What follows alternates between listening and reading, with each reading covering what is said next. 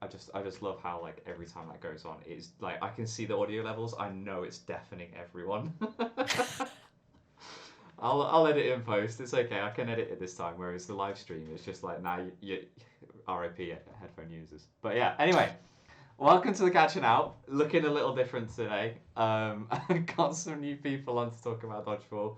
Unfortunately, Zoe and Colin can't join us, so got Lauren and Alex stepping in instead.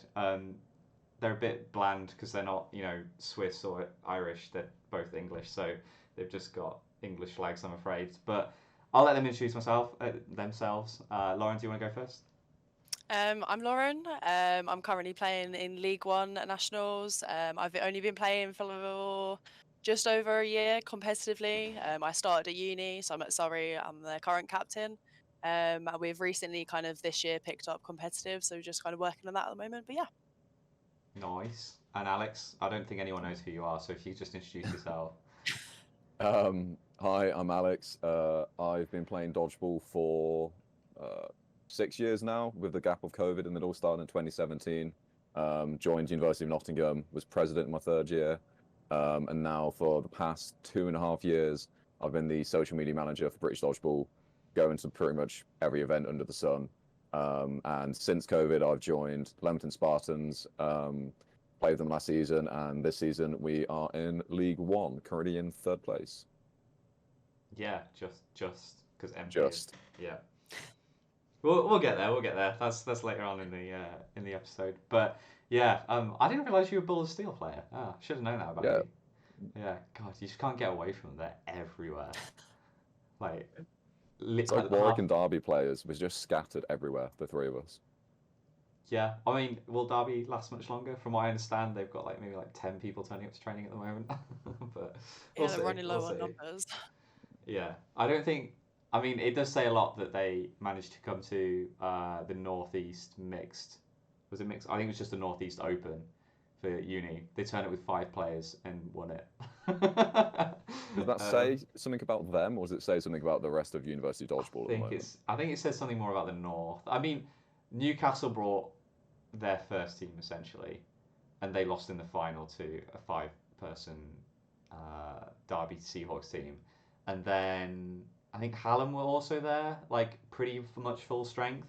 They also didn't crack Derby, but I mean, I will give a shout out, like a shout out to Leeds Uni for giving me hope in like the first half in their semi final against Derby. Yes, they somehow made it to the semi final, um, and they I think they were like 2 sets behind at half time or something like that, which is like for a team that's never played at Bucks and is still very new and don't own any kit yet. Not bad. That's pretty good going. No, I'm it's not proud of bad. them. But yeah, anyway, dodgeball news. Oh no, sorry. Did you? No, I was gonna say playing with 5 is underrated. Like at the very start of the game, you've got more room to dodge. Like if you've ever been a middle player and there's 6 people on court, you can't move half the time. Like especially like playing on the men's team where everyone's really tall. So playing Maybe with 5 that's is why great.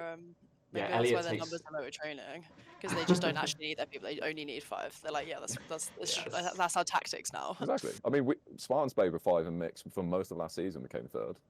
Yeah, it works. I mean, I guess having Elliot in League Two, like League One, Spartans 2, really takes a lot of space there on court, doesn't it? No, it's Jaff. Jaff like moves away from the wing, stands next to me. He takes up a lot of room. Just wants to give That's you. That's why you have to throw yourself around. Gotta make all those dodgeball highlights, right? But yeah, no, I mean Spartans like, oh my god, that game against Derby, like the fact that ended in a draw, like for the whole 5 first players. Half, yeah, 5 players. But I was referring. To be fair, Derby were basically playing with 5 players because what they were doing is they were running for centre ball and then line faulting every time, and still not getting the centre ball. So they were just basically playing with 5 players. So it was 5v5 for the first half, and then they finally figured out how not to line fault, and then brought it back to a draw. But yeah, good game. But dodgeball news. What's happened since January? Holy crap, that's a long time ago. A long time. Yeah. Dodgeball went to Europe, or British dodgeballers went to Europe, right? We got the Paris Open. Who is it? The Lycorn, Unicorns, whatever. Yeah, it's Lycorn is the club. I think it's called the Unicorn Open. Yeah. Yeah, so it was their, I guess, annual at this point, right? Like it's Yeah. 2 years on the 2 years on trot. So yeah, 2 years. This time we had Warwick eliminated go over Plymouth Krakens and MK Second Wind, which is just like With the the best most. looking kit you've ever seen. I mean, it gives bovines a run for its money, doesn't it? Like it's good kit. Um, but yeah, and managed to make it an all British men's final, which I was amazed at. But it sounds like they took it a little bit more seriously than last time. They didn't go as heavy on the drinking during the tournament, which I was a bit surprised at. But no, good going. Um, any other news? Oh, there's another European Open in Italy coming up. They've I got don't the know. first junior league, haven't they? The international junior one, I'm pretty sure. Yes, yeah, that's going Yeah. to Pretty happen as cool. well. Yeah, so I don't know. I don't know if anyone's actually going that from England, but if you're interested, I know Matteo is asking for people if they're interested to head over. So let him know if you want to go to Pisa for a tournament. Oh, Alex. Oh no. My bad. My bad. Brief intermission. Be right back. um, anything else? Like what else has happened? Oh yeah, mixed league. Any, before I go on about mixed league, anything anyone else want to say about anything dodgeball? Any Bucks other news? finals. Bucks finals, So like yeah. all the Bucks leagues officially ended this past weekend, and then this Saturday, UEA University in Norwich, they've got Bucks finals. So second one, I think. Yeah, that's your first year. So that'll be interesting to see how it goes. Yep. Hopefully it goes a little more to plan than last year. At least No with comment. everything. And then yeah, is there uni champs as well, right? Which is different. Which 8th Yeah, is of we've that? got April, that. following Yeah. weekend. Yeah, okay. Following weekend, two weekends, right? Yeah, 2 weeks. weeks in a Yeah. row for uni, quite big opens and stuff as well. So I remember in my year they did it the same weekend. So Saturday was the university finals, and then the Sunday was university championships, and it was horrible. It was horrible. It was great fun, but everyone was dead. yeah, Monday you'd be like knackered, like no, can't move, like surely. Literally. Yeah, I remember it, and it's just like it was a pain because it was in the middle of the Easter holidays where everyone is like revising for their final year exams or whatever. Just no one wants to go to it. It's the same as this year. Like I've heard from a few universities, like Warwick have got a few players that are international students, so they're in a different country. So obviously they're not going to come back just to compete and then go back home again. Yeah, it's the same with regional leagues because I know there's like Leeds they're entered into regional, York are entered into regional, Lincoln have entered into regional. I don't know how they're gonna like play if they've got exams and stuff. I mean Lincoln have got a whole other set of problems because they just do everything apparently. Because they are literally Brayford beasts. So they've got men's league 4, they've got mixed league, they've got uni league, they've got Northeast Open. Apparently they just wanted to go full force into dodgeball this year. It sounds like, but Yeah, It's the there's way not to anything do they're it. not doing. Yeah. It's the best way Yeah. to grow your club and sort of develop your players. I was just surprised they entered as Lincoln into mixed league because like they have to keep entering as Lincoln. Like hypothetically, if they got promoted, which I don't think they will, but they're mid-table. They're not doing bad. They He's- like they. Oh no, they're not. They're at bottom table, aren't they? They've had a rough time. Now I'm thinking of Brayford Beasts. League 4 Brayford Beasts have done well, but like Yeah, if they're doing all right. if they'd entered as Brayford, then like no matter what happens, like assuming the QMC club like keeps going, they'd have the same spot next year. But I guess Yeah, if they go to enter as a different team, they'll be reset basically. yeah, which is like what Berkshire Royals and Thunder Dodge are currently having issues with right at the moment because they're essentially the same club, but yeah, yeah. There's a lot of similarities. yeah, just one has a better kit than the other. Well, I suppose it was the same with Leicester. There was a little bit of questioning when Leicester Monitors did their full rebrand. Like, is that technically a new club, seeing as they're going under a brand new name as well? But I it's mean, I the think same so because players. it was the same players. They were at the same sports hall training, I think.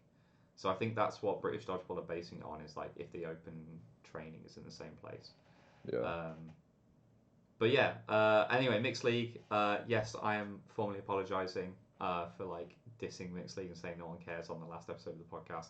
These guys don't care because they get involved in Mixed League anyway. They don't care about what my opinion on Mixed League is. But I'm just saying I'm sorry.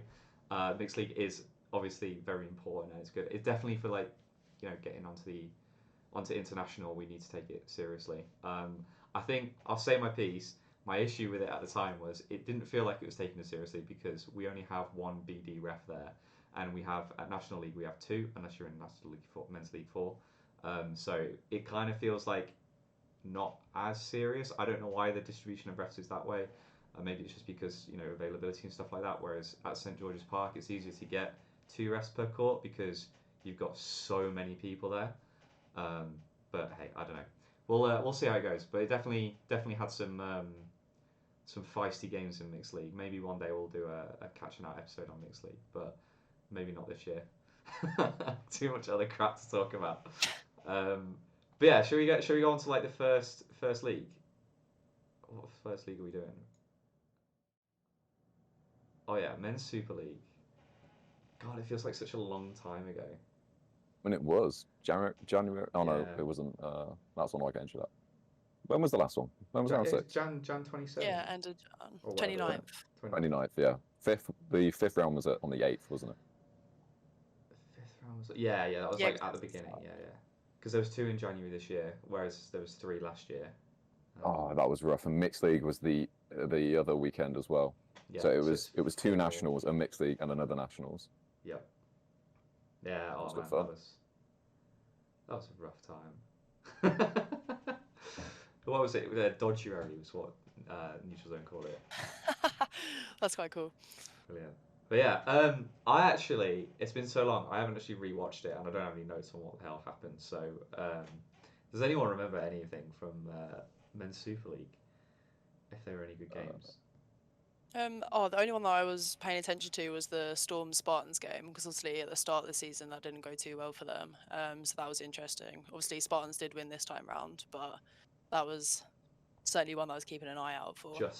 Just by 2 sets. Like what we were saying before the episode started, or before the recording started, that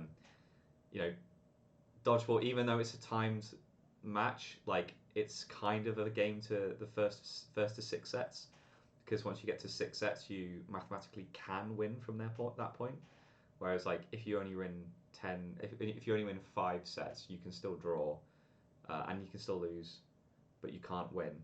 But if you get to 12, That's really thrown me off now though. Every single game I'm gonna be like, guys, we haven't reached like 12 points yet. We need to go. Like until you get to 12, you're not safe. yeah.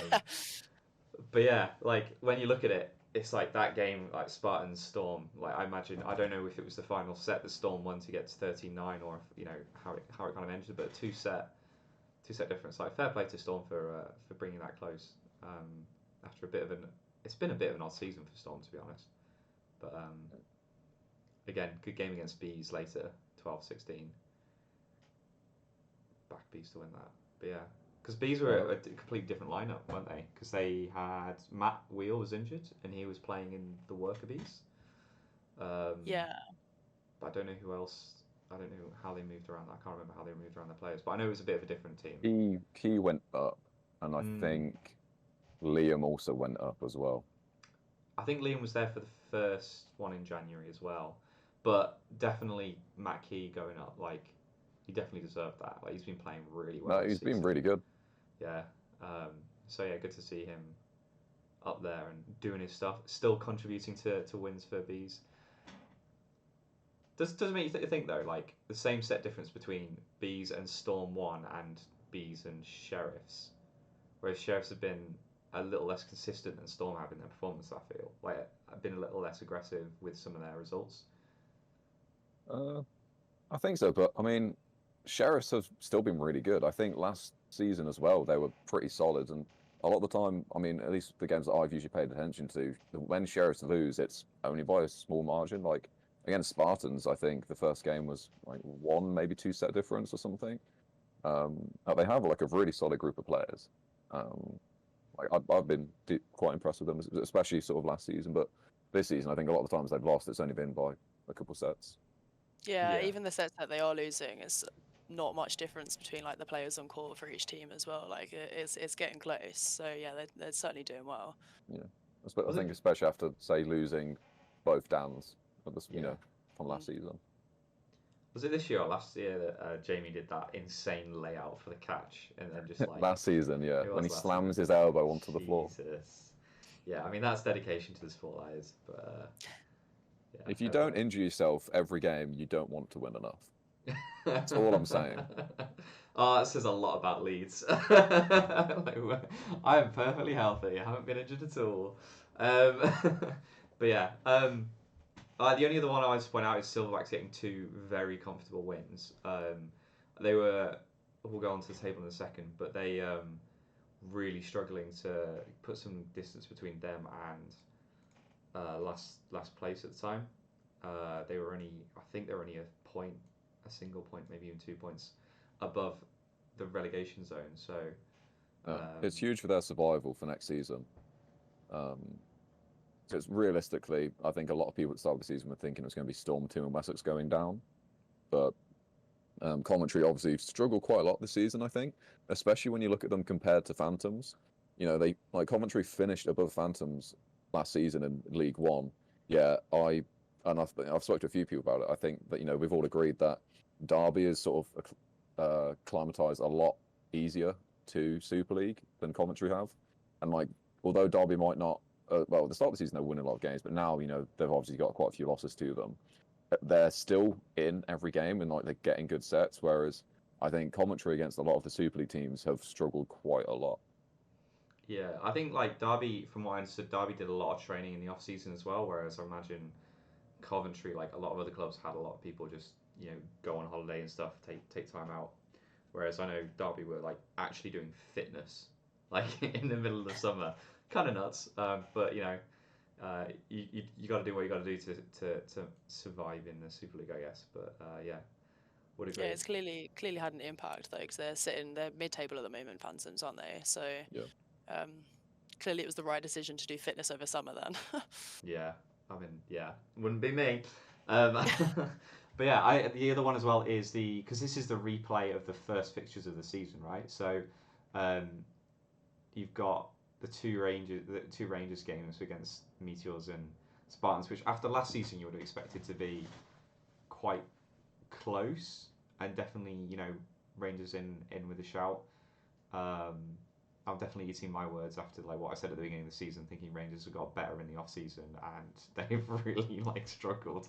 But yeah, two sets in it with Meteors, that's pretty good. But yeah, I mean, apparently I think we saw it happening last season with Rangers. To be fair. Really? They threw away that one loss. I think it was to Bees when Tamas didn't step off in time. I think they lost to Storm, I think, towards the end of the season. And then in the rematch against Spartans last season, they lost 23-5. Spartans hammered them. So I think they've struggled quite a lot more this season compared to last. I mean, is it the Bees that are in third at the moment rather than Rangers? Yeah. Whereas typically, I think a lot of people were expecting at the start of the season it was going to be the same 3 teams of your Spartans, your Meteor, your Rangers. But yeah, I mean, goes to show Rangers struggling a lot more this season compared to last. Yeah, tied with Storm. I mean, only one change around has been Phantoms getting those wins. Has meant that they're up to 6th. Sheriffs have dropped down, and those Silverbacks wins mean that they're only a league point behind Sheriffs as well. So. Yeah, I mean, it does show how far behind Storm 2 and Wessex are when every team from 6th upwards is in a positive set difference. That they've definitely been bashing on those 2 teams to get the set difference up. Yeah, I mean, they're the only 2 teams without a win. Yeah, I feel like at least obviously my perspective of Wessex is when they're playing the teams that are towards the bottom of the league, the set difference is always kind of quite big. But then they'll put in a shift and they'll get a closer set difference between like Phantoms. In the last meet, they seem to step up for the higher level teams, which is you need them to play like that when they need the wins against the ones on the lower. But yeah, they're them and Storm 2 with no wins at the moment. But I still struggle to comprehend how they choked so hard against Storm 2. Oh. I think they were like 2 sets up. They were 2 sets up with 6 people on court with like just over 2 minutes to go, and they still drew the match. And it's like, oh, that's you can't do that. You can't. That's like a No, criminal. they lost a lot of sets very quickly. Yeah, it's impressive. So at some point you got to step back and go, maybe they were trying that hard, but I'm intrigued to know, like, which men's Super League team has like the lowest points ever, like from a season, because they could potentially end the season on just 1 point. And like, I want to know if a team has ever had 0. Yeah, what did Did you mean MK from did Super League? The lowest points, like. did MK win anything last year? Haley's got draws. I don't think MK were on 0. I can actually check this. I actually have the results from last year. What are they? Super League men's.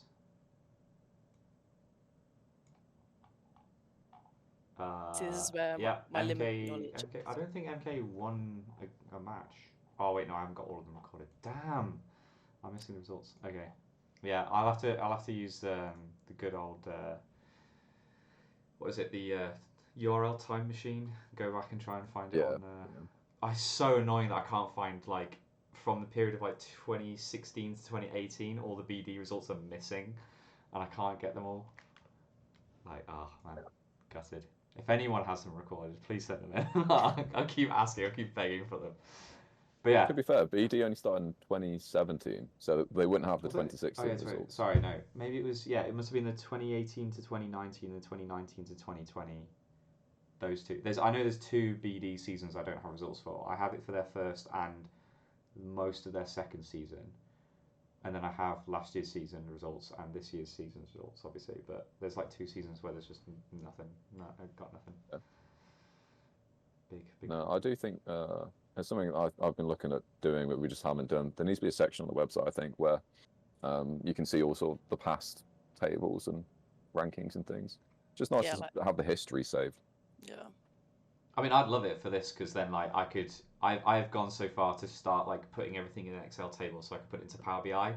But I mean, I know that's like next level, not needed. But it would be really good to be able to be like, oh, like then last time these two met, this was the results, and this is the win-loss ratio between the two and stuff like that. But yeah, just another project for another day. Anyway, games coming up on April. Is it April Fool's Day? We're playing. April 1st, yeah. Yeah, nice. Who's going to be the laughing stock that day? That's so bad. Yeah, but I mean, based on that, I think the Storm against Meteor games will be an interesting one because they definitely need to. Well, they've just been a bit of a banana skin for a few people, so I wonder if they can be another one for Meteors. Don't know what you guys think. Yeah, I agree. I mean, overall, I think I've been really impressed with Storm so far this season. Especially with like the start of the season, a lot of the time weren't they playing with players from the 2s? Because people weren't available. So I think the fact that currently 4th is testament to how well not only how well they were playing when they were playing with their 2s players, but also how well they've been playing since then.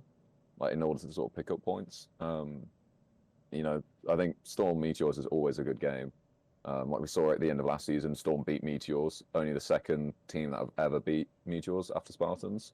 So I think it'll always be a good game. I think they're just a clash of sort of the personalities and play styles. So I think that'll be a great game. Yeah, it's yeah, they should. I don't know. I was trying to think like because Fowler's been injured for most of the season, but he's come back last league meet, I think. So hopefully they're getting back to a full strength Storm team. But I think like if you think about the table, right? Like I would say that like Spartans and Meteors are like quite a way above the rest, but then Bees and Storm have kept like points wise quite close behind. Even Rangers, right? Like they're not. If you look at other tables, like a lot of teams have sort of dropped off quite quickly from the top 2 that are winning a lot. But these guys like they're still right in it. So they're definitely like there's definitely the top 2, the rest that are like the chasing pack, and then the bottom half of the table. really. Yeah, because there's only 4 points behind Bees from Meteors and Spartans at the moment. And then Storm and Rangers are both on 14 points behind them. So yeah, albeit you like you said, you do have the top two. Actually, the few that are behind them aren't too far behind. And also, it depends if Brett's playing. Obviously, Brett out with I think it was a broken foot maybe from playing football. So, Jesus. you know, if he's not playing, obviously, Mitra is still filled with a lot of really good players, you know, filled with the current, you know, world champion. Like they are still really, you know, a really strong team. But, you know, I think you'd be stupid to say Brett isn't a pretty key player. So I think, you know, there's always a possibility they could, you know, step up and lose to a strong Storm team. Yeah. I think that Derby Silverbacks game is also going to be quite good. Just because it's a League One matchup again. I know Derby were on a hot streak, or they were definitely feeling themselves going into that game last time because they were on 2 good wins against previous Super League teams. So it'd be good for to see if Silverbacks also have had 2 wins this time. See if they can get it going. And then that Derby Rangers game as well. Damn, that was dramatic last time. Damn, that was a good game. Yeah, it was a very good game, and obviously there's the bit of the mess up that happened with the referees in the time at the end, which I think led to it being an even more exciting end to the game. So I'm just hoping for it to be the same, not the controversy, but another close game. Yeah, definitely. Now bring in Yeah, the because I think it was there was less than 3 minutes left, which ref had said to both teams. I think when Phantoms asked if there'd be another set, they were told yes, which is why it was They didn't towards the step off. end. Yeah. So yeah, that'll be a good one. Now, shall we go to our match to catch? Yeah. Let's do it. I think this is not really a surprise.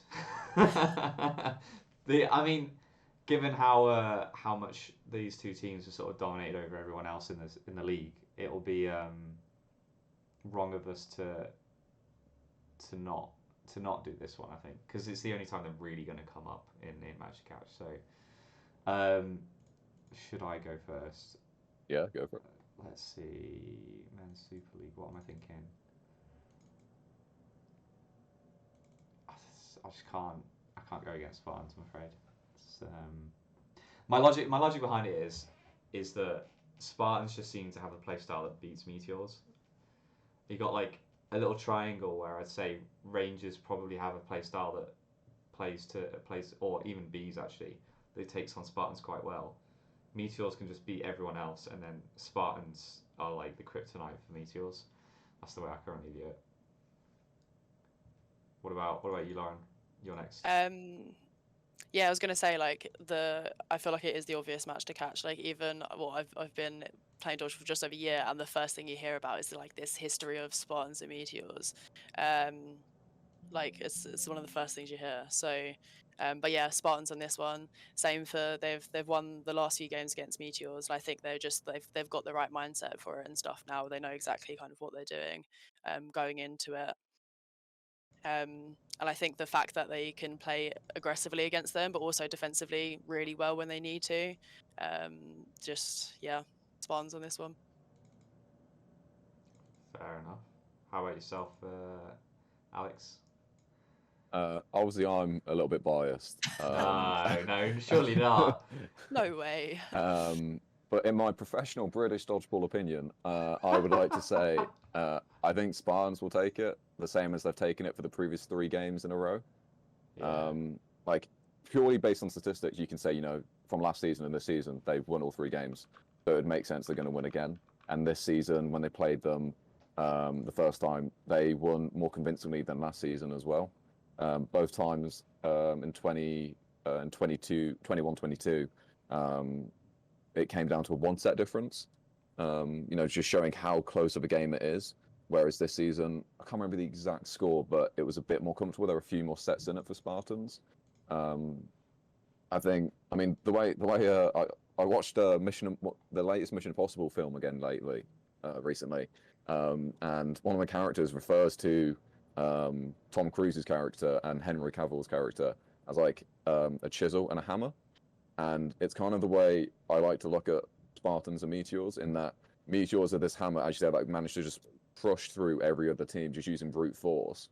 Whereas Spartans, I think, whilst they still have that ability to do that, they more kind of pick away at teams and are more strategy based. And you could realistically say that's down to the fact they train together more often. A lot of Meteors don't always train together, whereas Spartans are training every week at least. And yeah, I think it's starting to show a little bit. So yeah, my vote is for Spartans. I think they'll just be able to take it away. I think the play style, they've sort of figured Meteors out. Yeah, fair enough. I'd agree with that. That's basically also what I was saying. But yeah, Spartans better than I do, so I'd probably say that you have a better insight into why they're doing better. But yeah, I think it'd be a good one. I will say we don't have Bevis' prediction. I'm afraid he's currently off playing foam dodgeball in New Zealand. He's betraying us for a bit. I mean, to be fair, he's gone on holiday and he's playing dodgeball. You can't fault the man. What a legend of the sport. But yeah, none of that. And if for those that are counting, what the hell's going on with our prediction race, given that Zoe and Colin aren't here, don't know yet. We'll figure it out. But you'll see a little Lauren and Alex tally added to it, seeing as they've put their predictions in now. So it's safe to say that you guys are losing. No offense, but that's the way it is. Right. Next up, what have we got? Men's League One, right? Men's League One results.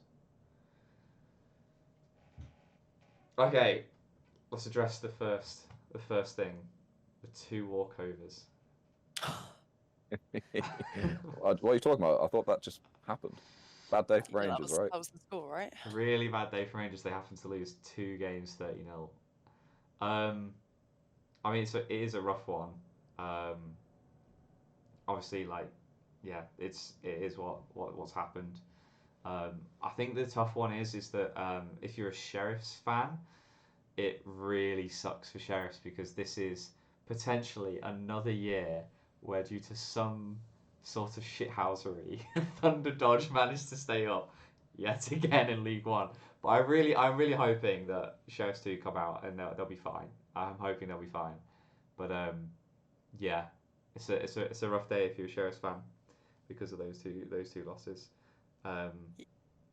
Yeah, it was certainly a good week for Thunder Dodge to play Rangers for that one, to take that. I mean, I think at the next meet, obviously we'll see them, but Thunder Dodge are playing Sheriff, so that's going to be a huge moment to see, I think. Or Rangers might be playing Sheriffs. I think it's one of the two. But yeah. I mean, I know we're playing Sheriffs, but I don't know if anyone else is. Oh, well, someone else well, is. that'll be a good game. But yeah, I think massively sucks for Sheriffs. Obviously, not really much they can do. But from what I hear, obviously there's just a bit of awkwardness with the player approval. I think something that maybe could be mended in the future, or I'm not sure. But I guess sucks to be Rangers, really. Yeah. But yeah, I mean, to be fair, they're also solidly mid-table. I think it is a bit of a you got a bit of a grouping of people in the middle there. So if on the day they did lose to Spartans anyway, and they had beat Thunder Dodge. So really, they're only losing 2 points. Technically, they're losing 4, I think, because no, they're only losing 2 because it's not a walkover because they didn't turn up. It's a walkover because of player ineligibility, isn't it? So difficult one. Yeah, I mean, it doesn't affect them. Like, realistically, Rangers aren't going to get silverware this season, and they're not going to get demoted. So, realistically, it doesn't really matter if they end up, 5th rather than 4th or 6th. Yeah, it sucks, but it's it's not going to be the end of the end of the world. Yeah. But I think they had Sam Mason got dropped, right? He was in the 2s playing Spartans as well. So. For good day for Spartans to, even if they're dropping players into Rangers 2, to still come out with a win. I don't know what the actual result was for that, bar the walkover, but Yeah, I think it would was have been a good game similar to anyway. last time. I don't know. I hear they had a really good coach that day. Oh, really? That's nice. Okay, cool. Um, yeah, the other games like so obviously Sheriffs beating Virtue quite handily. Good for Sheriffs. They needed a win on that day. Imagine if they hadn't have come away with a win. Because just like the reply fixture at the beginning of the season, Virtue won that. Virtue beat Sheriff, which is why Sheriffs are in the position they are in at the moment because they haven't beaten Virtue twice. Um, so good to see that Sheriffs managed to like sort shit out and get a comfortable win on their side. Yeah, it also means that they're only 1 point behind Thunder Dodge with their win against Rangers. So it Yeah. certainly helped that they did win against Virtue on that. It'll that basically meet. come down to whether Sheriffs can beat Thunder Dodge, and that'll decide whether or not they stay up or go down. Yeah, yeah. But, no, it's good. I think one of the most interesting results on there is the Leeds Bees game.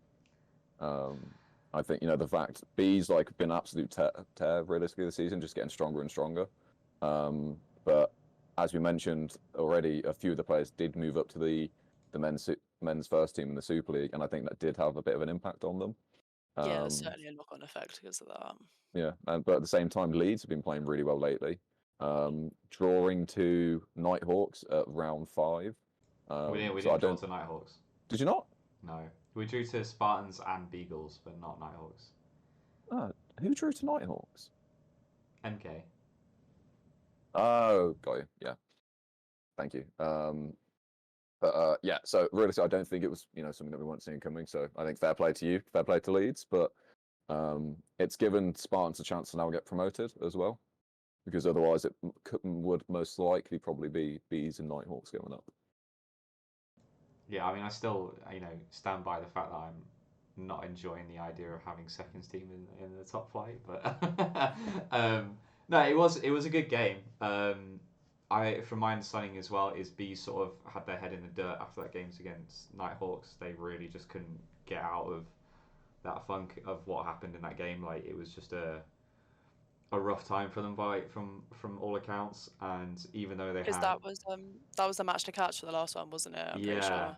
Yeah. yeah boy did we get that wrong in the end. But like it's just I think that if you speak to any of the Bees lot about what happened that day, they really did not enjoy that game against Nighthawks for various reasons, and they probably didn't have their heads on right when they played us. The only thing I can say about us is like it was nice.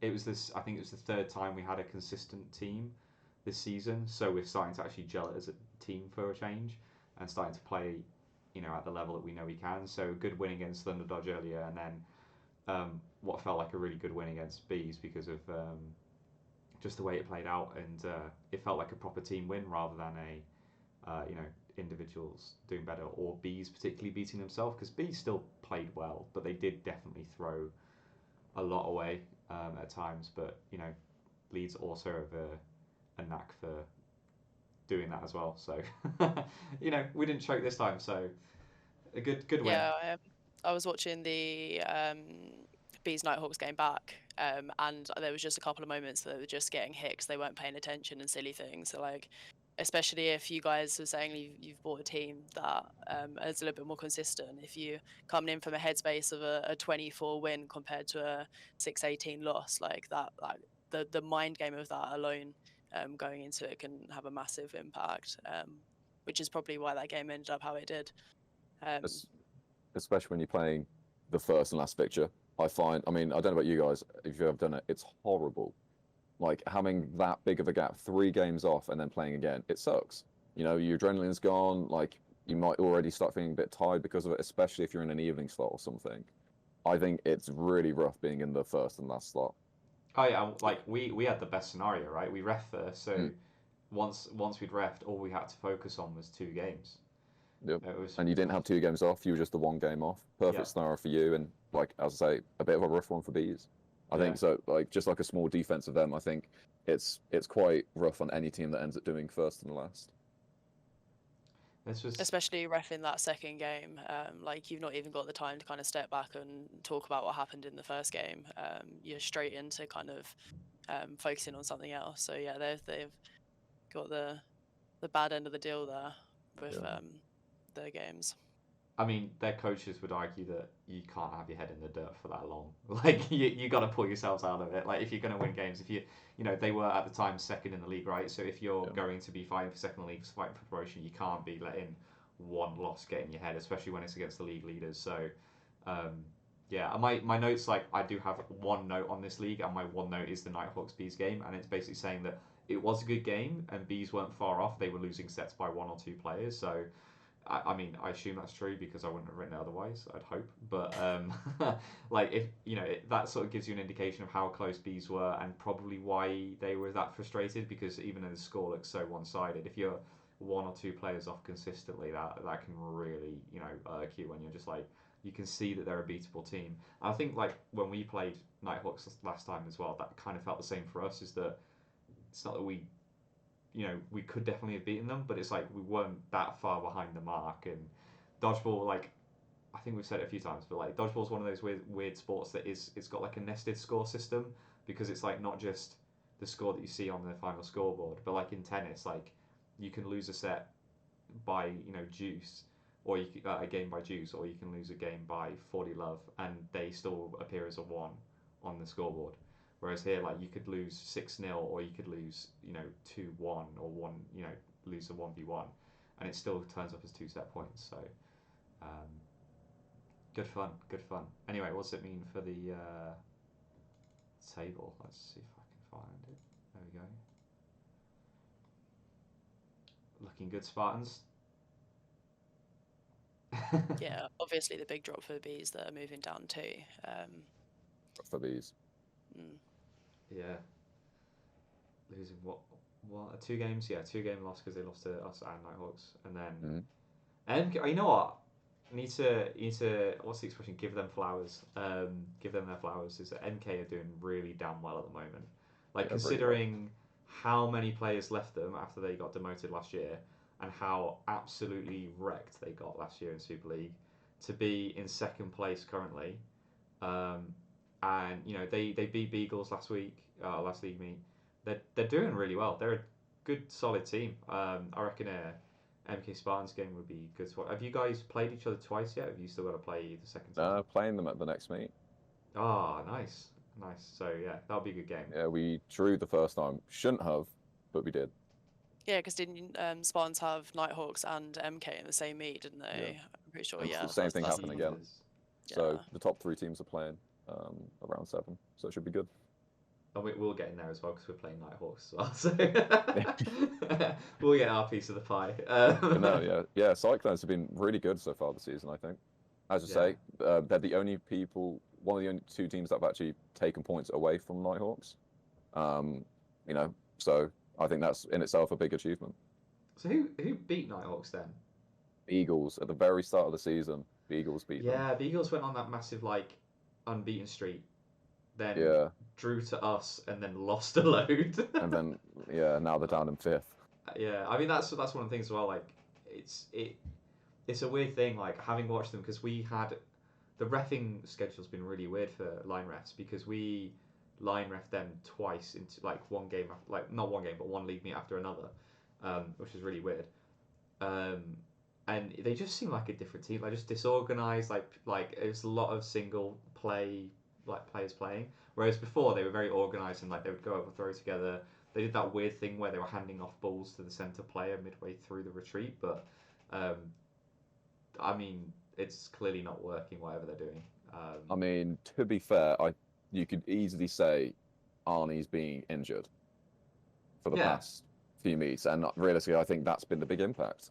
Yeah. I don't think it's just the ability. Like obviously Arnie's an incredible player, but I think it's more the experience and the sort of the composure that he brings. There are a few players that play for quite a few years. Foster, Bailey. He's played for a very long time, but he's still relatively young, and a lot of the other players on that team are a bit inexperienced or not necessarily leaders of a team. So I think it's kind of expected that they drop points or struggle to find their footing a little bit, especially in games that are tough, because they haven't quite got that that level-headed person there on court that has all that experience to sort of guide them through it. So I think it's expected that they've dropped a bit. since Arnie's injury, but he's hoping to be back for round 7 or. I was gonna say he's back for this next meet, isn't he? Possibly. Yeah, or hopefully afterwards. Yeah. Which could be a difference for them. I look forward to playing Arnie again, just tearing shit up on court. Yeah, no, it's like definitely because I remember when we played them, they had Arnie but no Foster. So I think that played a difference because I think he's a really good player as well and really makes a difference to that team. So, and then again because of that, two losses given to Rangers, they now drop below us.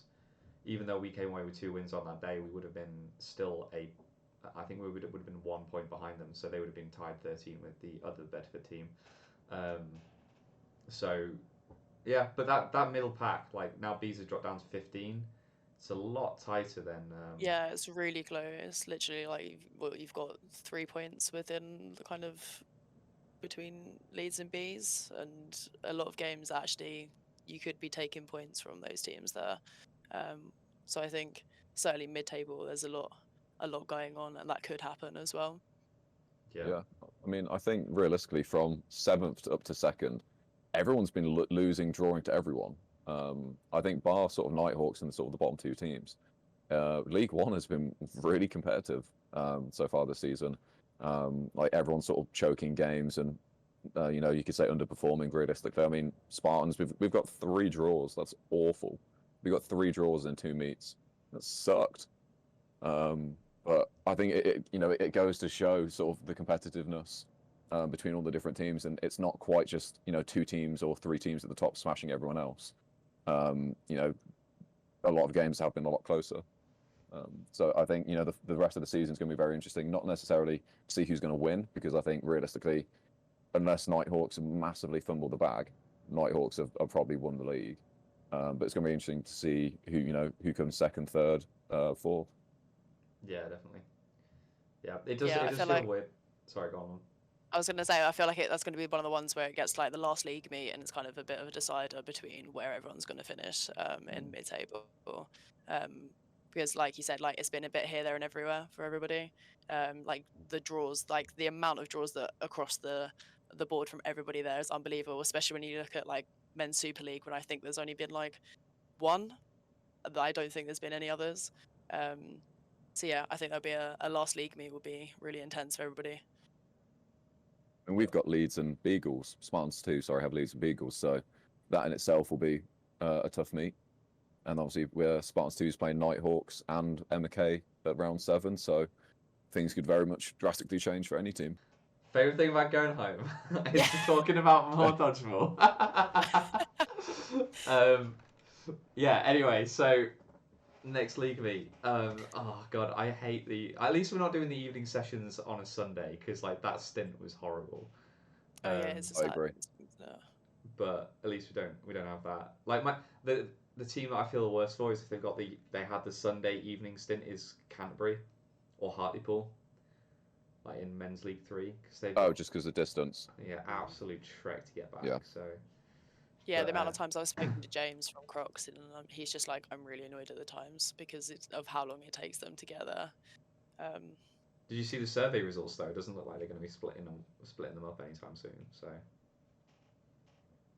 As in splitting the leagues up, was it? So. Yeah. So people voted to have it all in one central location. It's for the best. Like I know. Obviously, I'm not going to talk about it too much just from a BD standpoint, but as a player, I personally think it's so much better. Like when everyone is in the same spot.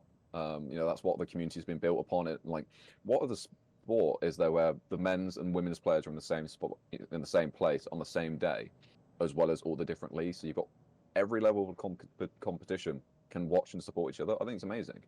I'm not naive. I know that at some point, for the sport to actually grow and not just be bottlenecked to, St. George's, it's going to have to, split up and go to different places. But I think for as long as we can, I think make use out of it. We're playing at an amazing venue, and everyone's there on one day. So yeah, I know it's a difficult one, but. It's one we can talk about at the end because there's some stuff like I have thoughts about it as well. But yeah, it's definitely one of those things like as the sport grows, it's going to be really difficult to keep that community because more people, less of a family feel. It's already getting to a point where there are so many new people coming in. Like with how big uni is at the moment, like the uni leagues, like as soon as those players start coming in, like the uni league system has a really good like a friendly network from what I've seen. Like I've only reffed the North leagues, but everyone knows each other. Everyone gets on really well. Like it's a good vibe there. Yeah. And when Into they the come in, south. like when they come into nationals and stuff like that, hopefully like they do move on into nationals and join community clubs, but also like they then need to get to know everyone else, and everyone needs to get to know them, and like just welcoming them, because like we're all like currently in nationals, like most of us are from that same-ish generation, same-ish age of like probably about 5 to 6 year range of how old we are. But yeah, so anyway, back to men's League One evening session fixtures. Um, I like Leeds. We're not important in this one because we've got to play Nighthawks, which is probably a given, and Sheriffs 2, which actually, to be fair, they give us a good running, and I do want them to get a win. They're not playing Thunder Dodge though this time. They're playing Rangers 2 by the looks of it. So, and you're reffing it, Alex. Marvelous. So I look forward to making sure Rangers win so Sheriffs go down. Enjoy, yeah. I got to see you enjoy that one. All the drama. All the drama. It sucks. I mean, we're reffing Beagles again. This will be our 4th time reffing Beagles. I don't get. Yeah, it's been a bit wacky with the reffing, isn't it? I don't get it. Like. I don't know how it's done. Yeah, me to neither. be honest. I think it's completely random. Yeah. Although that doesn't 4 appear times. to be. No, because I know Virtue have reffed us 3 times, which means at some point they're going to ref us a 4th, I imagine. So yeah, maybe you're just assigned a team that you're going to ref the most. But I mean, if it's the same as because all the fixtures repeat, don't they? Basically throughout the Yeah. season, apart from like the 2.5 meets or whatever. So it's probably just copied over, realistically. So I mean, the two Spartans game, they look tasty. Yeah, Nighthawks playing again, and second MK. place and first place. Yeah. Damn. Be a good one. And as we Yeah. say, like not only good games, but it's going to be very sort of impactful to sort of the standings on the table, and as you say, who gets promoted at the end of the season. Yeah, as I say, especially the top 2. Yeah. That Beagles Bees game as well. That's going to be interesting. Yeah, I think if both teams show up, I think it'll be a really, really good game. Or if both teams don't show up, it could also be a really good game. Yeah. God damn it. For our audio listeners, we're having to deal with Alex's camera just going, nah, screw it. That's what I put up with on stream. I mean, we all, every time like it cuts out on stream, we're just like, God damn it, Alex, sort your camera out. It's not me. I'm not usually there. It's other people. But no, it's such a stupid feature of Canon cameras that like they just have a limit to 30 minutes and like until they turn off unless you press a button. I should just be using a webcam, but I don't know where it is. Yeah, I have the same issue with mine with the Canon camera, but I just love the Canons over any other type. But yeah. I mean, at least I look pretty. Yep. Yeah, I've heard that. I think live streaming will be back on for the next meet. I think there's something that's kind of being organised at the moment, so hopefully that will kind of come about because we missed that last meet. Didn't we? So I think We it'd be had it nice to last see. meet. It was the Did dodgeball we? highlight. Yeah, it was the dodgeball highlights. Oh yeah, it had round changed 5, over. I think it didn't happen. Yeah, that was it. Yeah. Christmas. I don't know how it's gonna happen, but I like whatever it's on. As long as we can like watch games afterwards, I'm happy. Because I'll be there watching it. The games that I don't get to watch in person. It's nice to just watch back. Yeah. Yeah. So yeah, no, that'll be good if it does come back.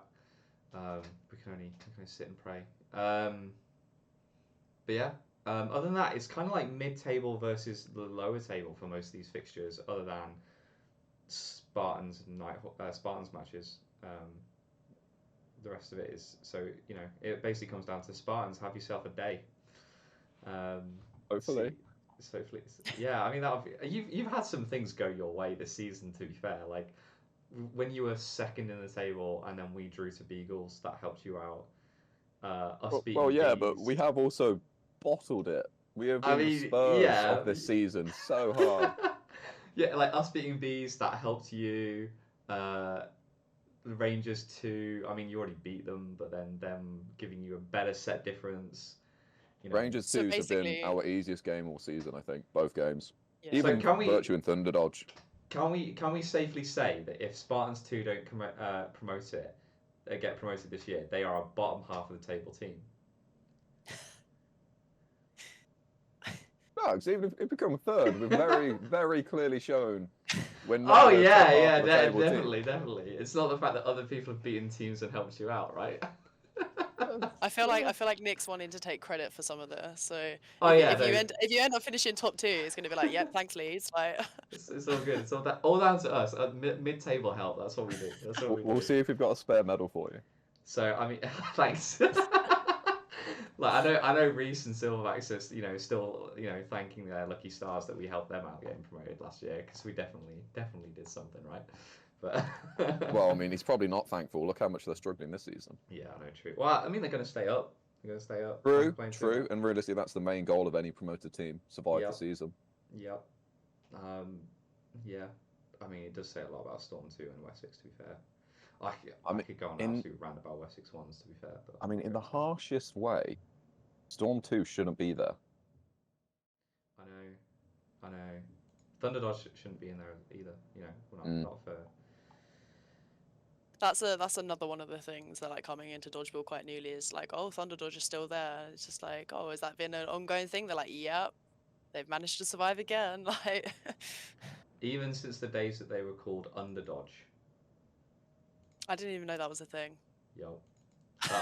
That was one that I was like trawling through the archives of British Dodgeball, and I was like, wait, who are Underdodge? Oh, it's the same club. Yeah. I don't know why they were Underdodge. Like if they were still the cow and the lightning and stuff, or the bull, but don't know. Anyway, match to catch, Beagles, Bees. I'm not going to go first. Someone else can go first. I'll go first. I think Bees on this one. I think, albeit the last meet didn't go particularly too well for them, actually they would have kind of had the differences between their ones and their twos at this point, and I'm hoping that they've kind of taken the opportunity to kind of train and settle and kind of get a bit more used to each other. And just kind of with Beagles' kind of recent performance, obviously, like, they started off the season really well, but they seem to be dropping off a little bit. They have quite different play styles, at least in my opinion. But yeah, I'm Bees on this one. Yeah, fair enough. How about you, Alex? I think I'm going to go Bees as well. I think for me, it's largely dependent on which players are available. Obviously, we're playing on a Saturday, so Robbie's going to be back. Sorry, playing on the ones. Hopefully Matt's no longer injured. I don't think he is. He'll probably be back on the ones. So you're going to see those more important players for the twos back on back playing for them. So, I imagine Bees are going to be at their strongest. Whereas, with Beagles, I don't know if Arnie's back, and I think even if Arnie was back, I think it would be a really good game. So I think regardless, it's going to be a really good game. But I think just from what we've seen so far this season, I think when Bees are on it, they're such a good team. Yeah. They control it really well. They've got big throwers, great catchers. Sorry, I've got the hiccups. Yeah, my vote would go to Bees. Yeah, fair enough. I think I would do the same way. I don't know if so by the sounds of it, I don't know if Robbie's going to make the first if he comes back, because I think just being able to make training and stuff like that is effective selection and stuff. But even then, say he comes back into the seconds, that's not exactly a bad thing for them. So yeah, I think they should be in a good position, and Beagles' run of form lately has not been great. So I guess, yeah, apart from one league meet which just didn't go too well for Bees, in probably less than ideal circumstances for them, I'd say, yeah, they bounce back. That's gonna be my take on that one. I don't think it's particularly a hard take, but yeah, go Bees. I love it when we do a match to catch where we're like, oh, yeah, it's going to be a really close game. That's why we choose the match to catch, and then it's like, and we're all going to pick the same team to win. And that's Yeah, fine, if me and Alex are being added to the tally, we've got to choose different teams at some point, just so like one of us can get ahead. Just saying. That's fair. I mean, currently you and I are the only ones that haven't had a wrong prediction, technically. Yes, that's true. You've also not been right yet. We don't need to talk about that though. We're focused on the not being wrong right now. Get the right one. Right, Men's League 2 results. Do I have any notes on the Men's League 2? Do I? Hell. It's a lot of purple, actually, isn't it? I say this every time. It Yeah. is the purple league. Like, they wonder why we talk about how much, like... Yeah. There are the only 3 purple teams, I believe, are all in this league, or have a representation in this league, because 2 of them are seconds teams. But, yeah. PB, technically purple, I'd say. Who? Yeah. PB. Oh, yeah. PB Dodgeball, although they're not in nationals, I don't think. But yeah, I mean, in mixed, I have them as black and purple. Oh, okay. So I have black as their primary colour. Well, Phantoms is black. Their kit's mainly black. Sorry, I'm being pedantic. Sorry. No, it's interesting because I've like assigned every club a primary and a secondary color at this point for all my graphics. So I'm just like, oh, who's what? So yeah, that was funny at the start of the season because obviously Wessex changed from blue and white to black and gold, and I was just like, none of the graphics work anymore color-wise. I mean, that's like, it completely threw me for one at the beginning of the season because I was reffing Wessex, both their games at the beginning of the season, and I didn't know like any of the Wessex players because I didn't know you had been playing for them at that time either. So I was like, yeah, so don't know where they are, and I couldn't see them in the crowd because I couldn't see their white kit. And then Kelly appeared, and I was like, oh, the rest of Wessex here, because I thought this was a training kit that she was wearing at the time. I thought it was a training kit. And she's like, yeah, of course we're all here. And I was just like, then everyone appeared. I was like, oh, you've got a new kit. Like, I completely missed this. Like, damn. I'm annoyed by it. Like, if you look at Men's Super League, I think 8 out of the 10 teams have a predominantly black kit. You got Storm, Wessex, Coventry. Phantoms, Coventry.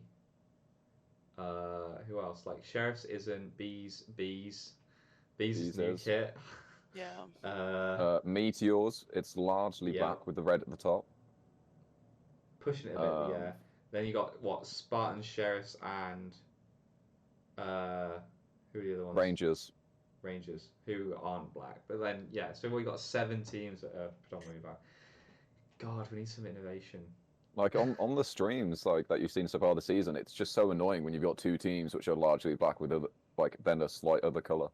It sucks, especially like Bees Wessex. They're so similar.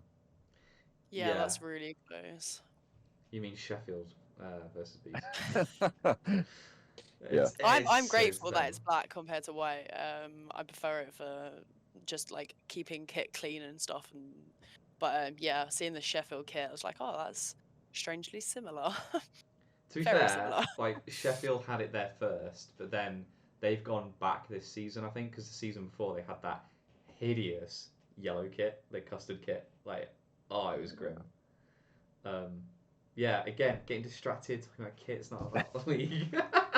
But yeah, so Wessex against, was it this one? Yeah, Wessex against Raptors. Wessex 2's against Raptors. From my understanding, that was a close game throughout, and that was really like it came down to the end to see what was going to happen, and then it ended up being a draw. Wessex have done that a few times now. Like they played against Coventry the league meet before, and they were winning the entire match all the way through, and then like the only time that they ever had a drawing score against Coventry were at the beginning at 0-0 and a final score. So maybe it's just in Wessex, the Wessex's blood. Maybe it's a thing. Although we'll get onto a league later where Wessex drew in a different manner. But yeah, other than that, 2 16-6s for Silverbacks, just not on the right side of one of them. No, don't we have the Welsh Derby this league as well? This meet, yeah, we did. Ah, right, yeah. So this one. So my understanding is on this one, Ronda kind of had it. I say had it in the bag. They had it won, but it's like Wizards were fighting the entire way through and just couldn't claw it all the way back. But um, I mean, a classic Welsh derby, one set win. Something about it, like Ronda just can't. They're so good against everyone else, and then it comes against Carmarthen, and it just like everything just gets tighter, closer, edgier. Like people play more as individuals, less teamwork. Um, I think there was one set that I watched where it literally went like 4 catches in a row. Just no one wanted to stay in. Just like, God damn it, guys! Like, just all you have to do is catch it and then stop and then reset. But no, they were just like going ham. Yeah, I don't know. I like Men's League 2 is the hardest one to cover for at least for me personally, and I guess like from you, Alex, as well. Like it's on at the same time as our league, so it's hard for us to go over and watch. So we have to like rely on like feedback of what everyone else is saying. Yeah, yeah, I'm in the same position. So obviously, I played against a lot of those teams last season, but as you say, playing at the same time, I don't really have a large sort of knowledge of what is actually usually going on that in that league. Yeah, I find it really interesting. Like, I wish I knew more about how Stafford's season's gone because the season before they were really close to getting that promotion with you guys, but They've struggled a lot more this season. Yeah, but I don't think their team's changed that much, has it? Like, they lost Dom Holmes. Right. He went to Sheriffs, didn't he? Yeah. And he was like a really key winger for them. I don't think they've lost anyone else, but as I say, I think that the Raptors team largely have a lot of really good middle players and good catchers, but they haven't really got a lot of like really strong wingers who have really big arms, which is something that Dom Holmes offered. I was going to say, I feel like they're lacking the arm power a little bit. Yeah. They can catch, that's for sure. They can catch really well, and like they've got a lot of players who have played for a long time and like have good experience, but sometimes experience only gets you so far. Yeah. It feels like a really weird league because like Rondo have it pretty much sewn up. Silverbacks too have been doing a good job. Like they've kind of gone under the radar with how much they've been winning. I think their only 2 losses have been to Ronda, I think. But Storm 3 Mustangs have done really well. I think they got promoted shout out to Leicester. Yeah, they've done really well. They got promoted last year. So to be up there, Stafford. I mean, Storm 3 after like getting absolutely dicked on in League 1 last year have done well to rebound and like find themselves fighting for medals, and they're not that far behind Silverbacks. Like they can definitely do it. They've got Mustangs this week, this league meet, I think. So you definitely like to see them build on that and carry on pushing forward. I'd like to see Storm 3 back in League 1, to be honest. So they're a good laugh. So you're against seeing the Spartans 2s be promoted, but you're happy for 3 Storm teams to be in the top 2 leagues. Yeah, that's fine. That's fine. As long as like Super League, it's just like first teams. League 1 and League 2, they can do whatever the fuck they want. Like I don't care about that. I do think it's impressive though that the 2 teams that got promoted from League 3 are fighting for promotion again. Leicester might not get there, but I think it's impressive that they're up there in the top 4. Who else got promoted? Silverbacks too? Yeah, Silverbacks. Damn, I did not realise that. Yeah. Yeah, because you were saying like the idea earlier that just kind of like if you've been promoted, the idea is just to survive this season. But both teams are flying through it very well. So.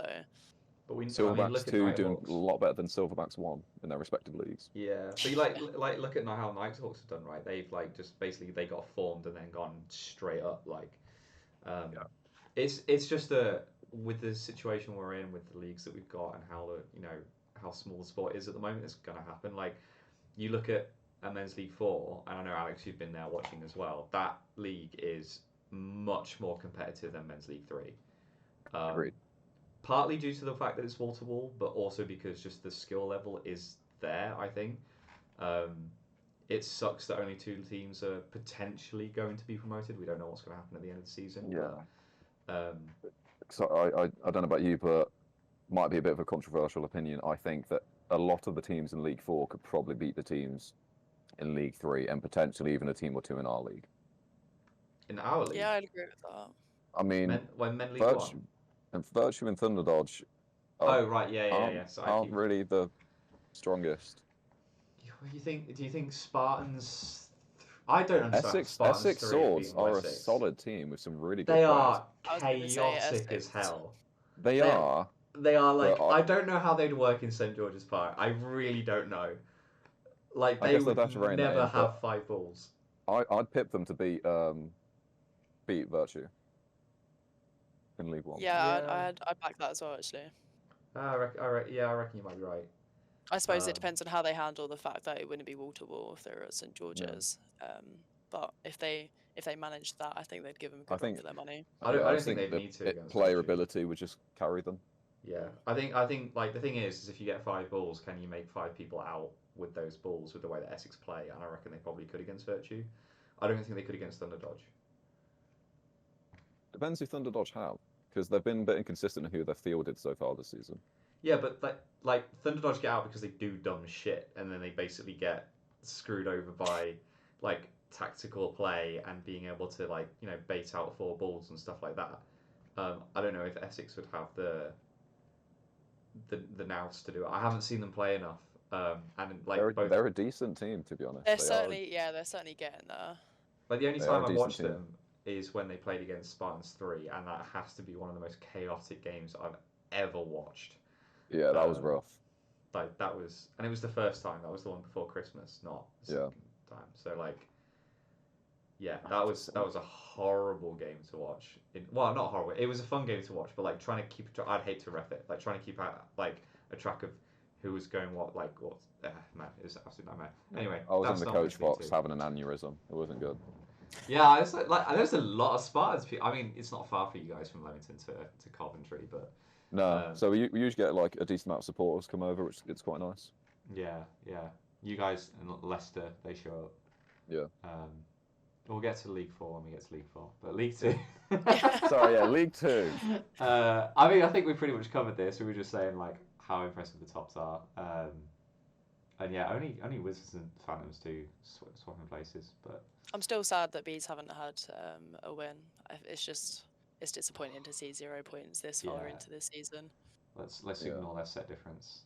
It's Well, to be not- fair, also, I think Wizards having a bit of a rough season as well, to be honest. Don't get me Yeah. wrong, they weren't, it's not like they were top 4 or anything last season, but I think I was expecting a little bit more this season, I guess. Said it before, said it again. Most disappointing team of the season in all leagues, in my opinion. Because like they could do with the players they've got on their team, how experienced they are, how they did last season, they could do so much better. And they just haven't. I don't just, know like, why. Yeah, the theory behind like, look, they're losing to Ronda by like 1 set, but then Yeah. they're losing who are the top of the league at the moment with not a Comfortably. single loss. Yeah, but then their performances against other teams just don't match kind of the performance they're putting in for that game. I guess it's that sort of a mentality thing. So, as we've mentioned, that is the Wales sort of varsity game. Mm. And there's a lot of history between those two teams. So is it like it just means that much to them? They come together as a team, they play well. Whereas against the other teams, is that even when there's a little bit of say pushback from that team, they just kind of crumble and sort of argue. It's kind of that mentality of we should be winning this game. Why aren't we? It's similar to what Spartan 2's struggle with this season, I guess. And so maybe that's just sort of leading to a bit of that lack of mental resilience and sort of need to actually beat that team. They clearly just need to imagine that they're playing Ronda for like every Yeah. game. They'd win. They'd Yeah. win. There's so much that goes into being a good team in dodgeball. It's not even 50% ability. Like you've got teamwork, you've got like making sure that everyone's got their head screwed on, like the top 6 inches type thing. You've got how the tactics match up against each other.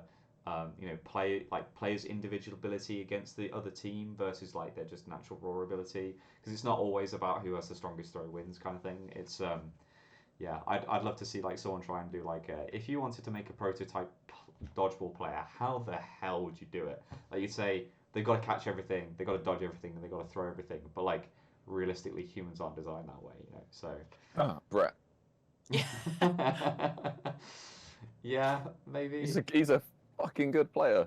he is, yeah. But Well, I'm then from Spartan, so how- that means something. How come Meteors have lost to Spartans then for the last 3 times?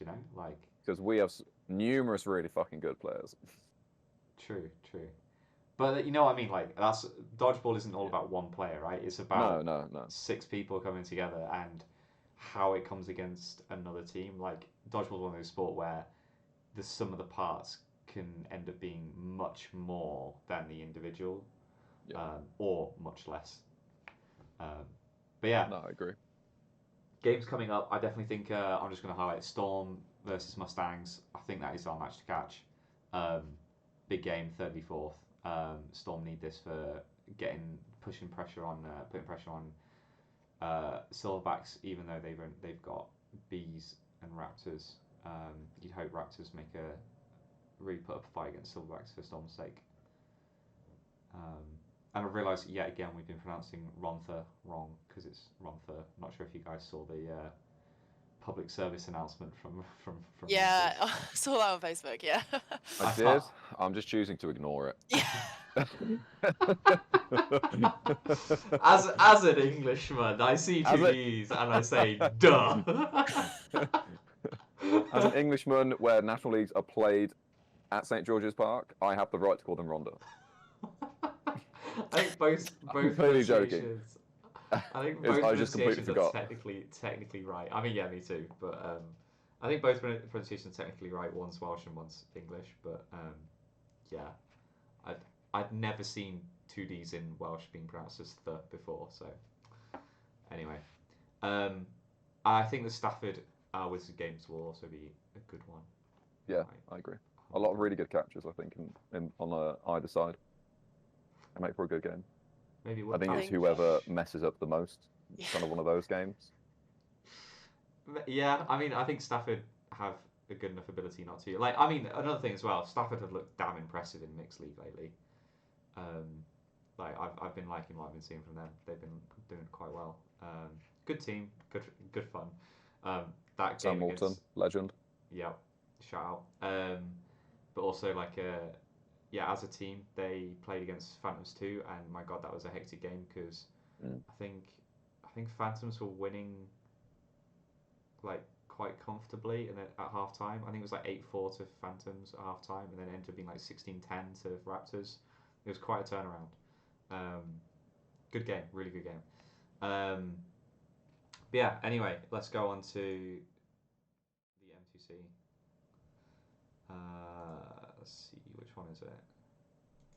Get the right one.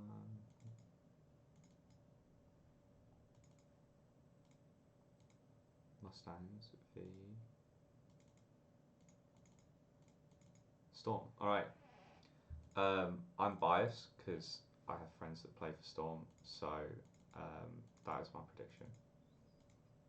I like the honesty. Anyone else? Any other reason, or just because No, they're your just friends? just because they're my friends. Biased. I want them to win, so I will pick them to win. Yeah. Anyone else?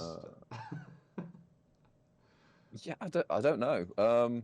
I think I'm probably going to say Storm, just because sort of I think they've got a bit more experience on their side, especially sort of in the adult national league.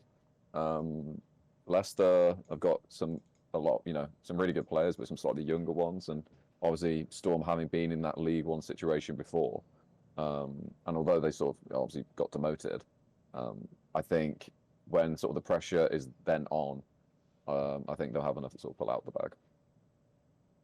Fair.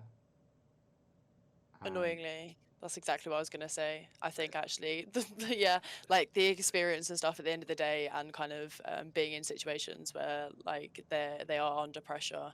I think the experience will carry them through. Albeit, I think I'd like to say that this is going to be a close game. I'd like to hope that it's going to come down to kind of like the final set sort of thing, where that pressure is really high. But yeah, Storm for this one. Yeah, no offense to Mustangs, but I really hope it's not close. Storm should be up at second place in my opinion. Like they did pretty well in League One, even though they kind of got like slapped about. They did beat Beagles on the last day of the league. You know, like even without Arnie, like that's still quite an impressive feat. So yeah, I definitely hope they get back onto winning ways. Right, we're gonna blitz through these ones because we're going on a bit, and Sorry. no, it's I'm more worried about the fact that like it's already like 20 to 10. Yeah. Back on topic. um, so men's League 3 results. Did anyone see the Bovines Nighthawks game? I've heard a lot about it. It's prime Bovines. Like, amazing. I mean, Nighthawks did well to like to draw and stuff, but this is as usually when it's a match that involves Bovines. It's all about what Bovines do and don't do. Yeah, Like, they're an entertaining team. They're a very entertaining team to watch. it's great. Fair play to Nighthawks. Really, like the ones that Bovines won, the sets that Bovines won, they won quite convincingly, and the ones that Nighthawks won, Bovines like really managed to throw them away. Like really do like just it was it was a fun game. Have I got anything else on that one? No, it was just I saw there was like a lot of rebound catches apparently. And there was an insane catch from Dan Tomlinson. But like a reflex catch that he got off of someone in the first set of the second half. I have no idea what that means, but it's in my notes, so go watch it. And Dodge highlights, if you're listening, go make a clip of it, and I'm sure he'll appreciate it as well. But I think Nighthawks were up, and then Bovines sort of brought it back, I think. But yeah, it was good game, really good game. Go watch it. It's on the Nighthawks YouTube channel. It's a good one to watch. That's the first time anyone's taken points from both ends, isn't it? Yeah. Yeah. See, they didn't get to the Magic 12. That's why. Yeah. It's really scary that you've worked that out. I'm really going to be panicking every time. Fucking he's piece gone of again. It's because we're going it's going by so much. I'm usually like, okay, in my head, every 25 minutes, don't let it get to 30, and then it's just going by so much quicker. Yeah, sorry. This is why trying to keep a podcast less than 2.5 hours is really damn hard. Like we're like this is our halfway point, by the way. Like this is why we need to speed up through it. God, yeah. Okay, let's go quick. No more tangents. Yeah. So anyway, one team that did manage to get that 12 set point was London Saints against Burton Panthers. That is not a walkover. That is just a walkover. That's just Burton having a rough day. Yeah, poor guys. And they also lost to Virtue. And this is a Virtue that were playing with 5 people, I think, due to a red card that was issued earlier that day in Men's League 1. Fair play for Virtue to getting it back, even though they had a red card. A rough day for Burton though. Yeah, Although, I mean that's a team that needs to be in League 4. Yeah, although I will say, cause I reffed them a few times last season. They're a really nice group of guys. Like they're very new to the sport. I think there are a lot of people that Gareth knows, and they come in and like they might not know a lot of rules, so they'll do something, and you kind of have to explain it to them. But they're really understanding of it, really nice, and they just go in and they just have a good time, which I think similar to Bovines in a way, just without lacking the ability, basically. I think they're just there to have a good time. I think they have their day. There are some times where I've reffed them where they are very much like, when things go wrong, they are spiking the ball and getting really angry with themselves. So there are times that they definitely like. They are like when you speak to them outside of like the court. I found that they're a really nice bunch of people. It's great to see that they've stuck around for a second year. Like I wasn't expecting that, to be perfectly honest. I thought it was just a bunch of people that were brought in to make up the numbers for the League 3, but they're clearly not. So good on Gareth to keep them coming and them to be interested and still with a kit and an emblem and all sorts. Like good on them. I mean, I'm pretty certain they were a come join in Fundu club, if I'm not mistaken. Yeah, I haven't seen anything about them. Like they're not interactive on social media at all, so I don't know anything about them. But other than that, another game that I really like, because just they're two teams that are a bit out there in terms of what we know about them, is Crocs and Hartlepool.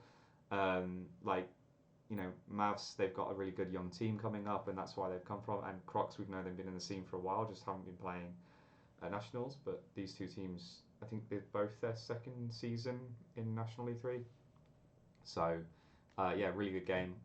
Good to see Crocs coming there. They had one of their women's players playing for them, and my God, she's a talent. I Oh, can't remember her name. Maya. It's got to be Maya. She's Yeah, absolutely unbelievable. she's insane. Like, you have been warned, Women's League One and the rest of Men's League One, if she keeps playing for them, because she can, like, she has got a arm on her, and she She's can the catch. sort of like if we're playing Crocs, it's like okay, Maya's on wing. Like you need to keep an eye on that. Like yeah, she's phenomenal and like she's like you said she's got an arm, but like she's generally an all rounder as well. Like she'll take catches when you need it and stuff. Like yeah, she's class. And I don't think stepping into men's will be a problem for her like at all. Yeah. But the result of those fixtures is there's no change. I think, like, but believe it or not, like apparently it was kind of predicted that Canterbury would beat Mavs, even though Mavs are a really good squad. Like we played them in Northeast Regional lately, and we drew to them, and that wasn't for the lack of trying. I mean, it was a bit of a hodgepodge Leeds team, but they are a solid team. They play really well together. Yeah. I mean, it's largely just the juniors, aren't they, that have played for like the last 4 years. Yeah. So although they are young, they're still like very experienced and very talented kids. They've got more dodgeball experience than I have, and I'm hosting Probably, the yeah. podcast, so goes to show what I know. But yeah, Bovines and Saints. It'd be really interesting if Bovines get promoted, because they, from what I understand, still struggling to get like a regular. I think they have a regular training session now, but I think it's been difficult to organise and sort out. So we'll see how they go this next year. If they get a women's team next year, because they've gone into mix this year as well. So I guess watch this space if you're in Sheffield. But yeah, don't know if anyone has have anything to say on the table. Otherwise, we'll go into the fixtures real quick. Let's go to Go for it. fixtures. All right, they've got the nice morning session, and there's only 4 of them, so they don't even have a super early morning session. Oh. Bovines Crocs is always a Albeit good game. Crocs will still have to travel however far for their morning session still. 5 hours, yeah, rip. Yeah. Big rippers. I think I would just get accommodation, Like try It's and not- stay somewhere closer.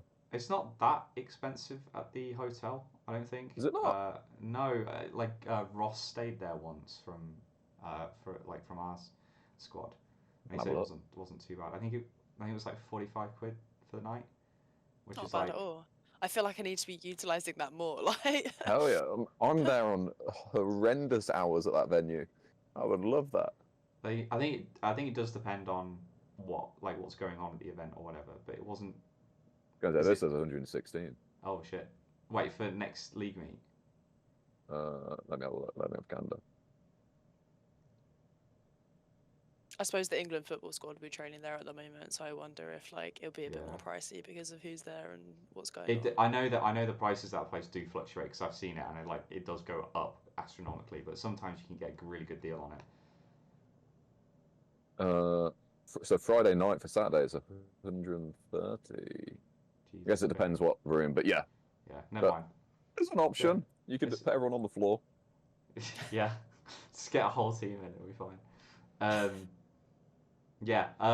mean, yeah, but like Bovines Crocs is going to be interesting because I know they played last year, and that was always a good game last year, even though neither of them got promoted. It was a good class game to watch.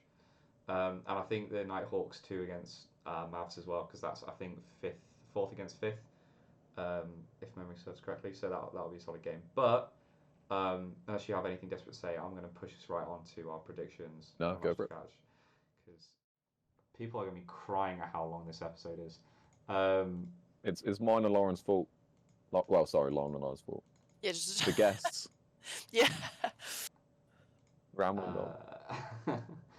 Nah, it's good because it shows that we have stuff to talk about. And yeah, if you're new to dodgeball and you didn't realize this, people who play dodgeball talk about dodgeball a lot. If you didn't know this already, so this is just something to be aware of whenever you come across us.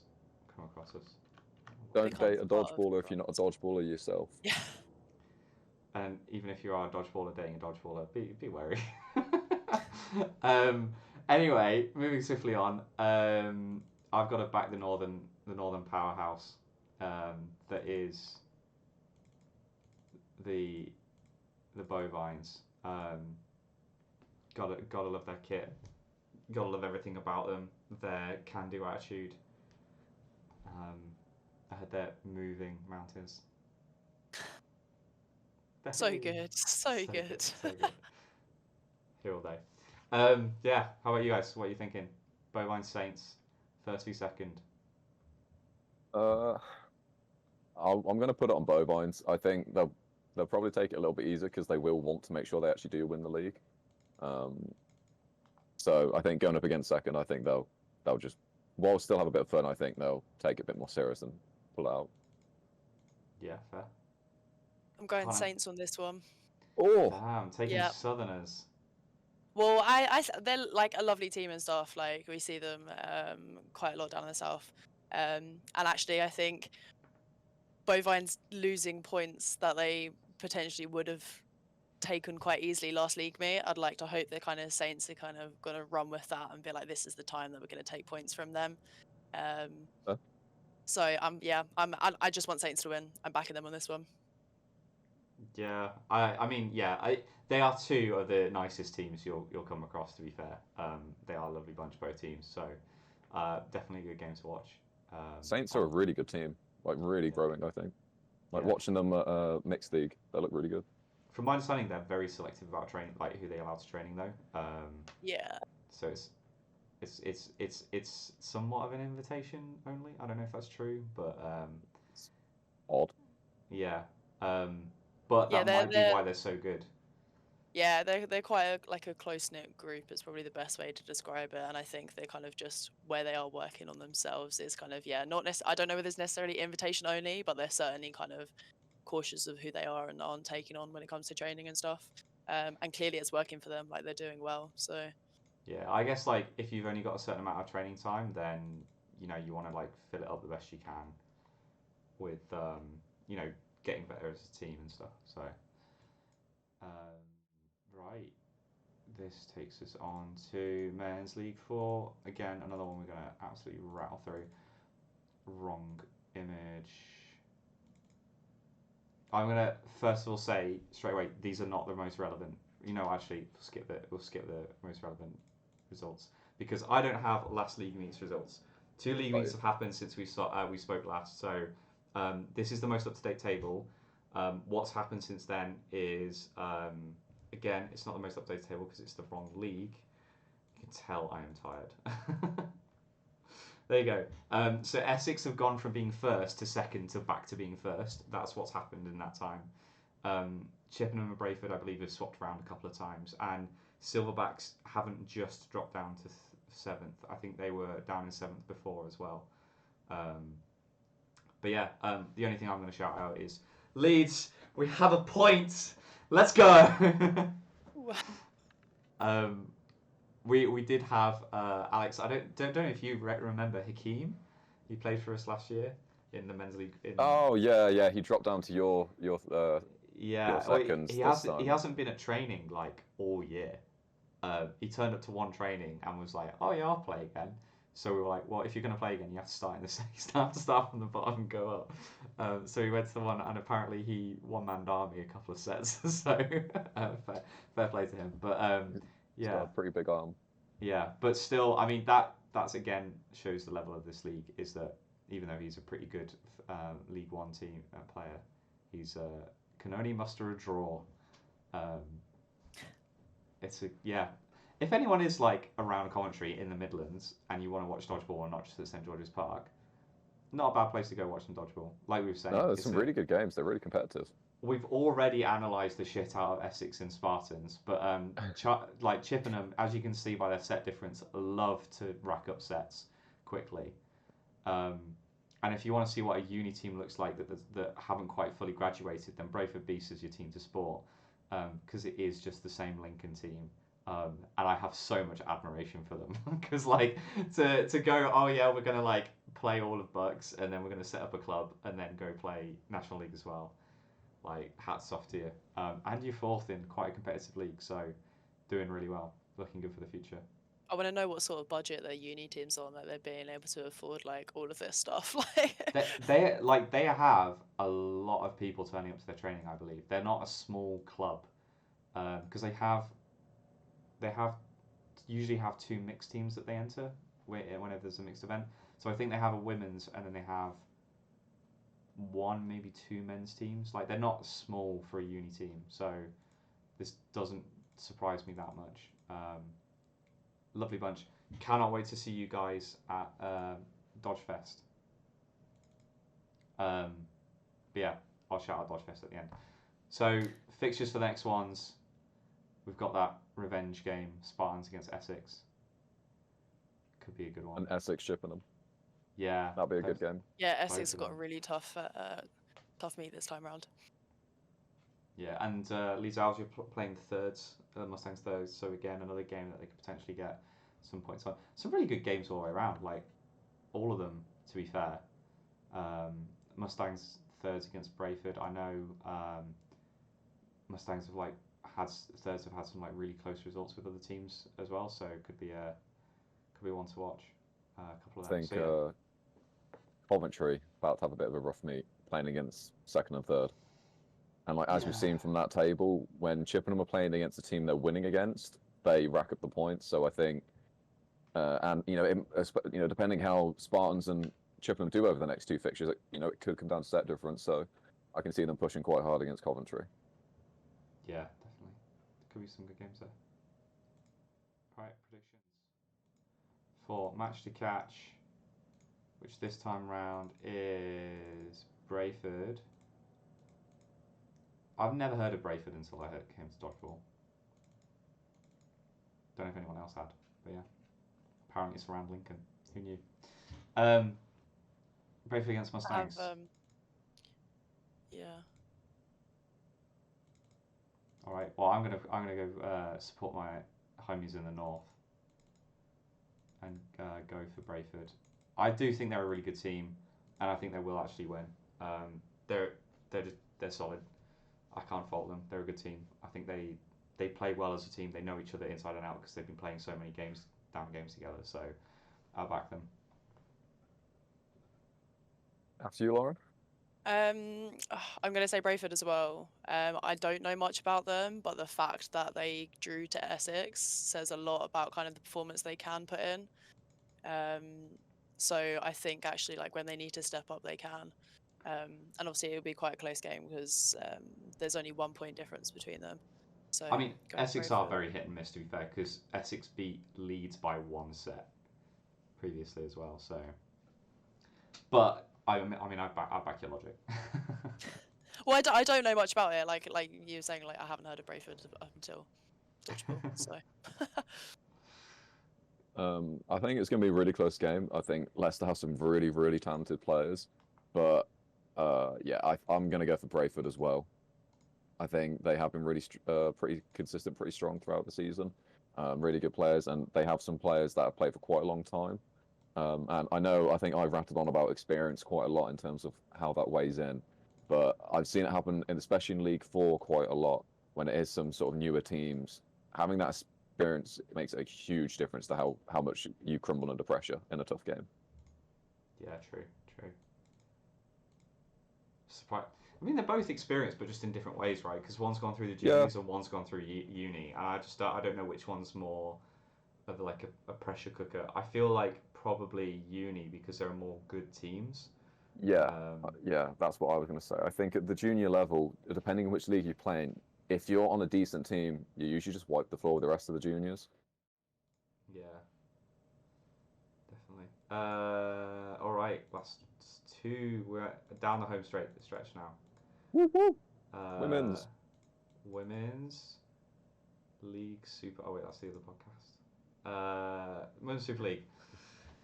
What happened this time? A win and a loss week. Yeah, so this wasn't the incredible draw that Bees did against Derby, because that was epic.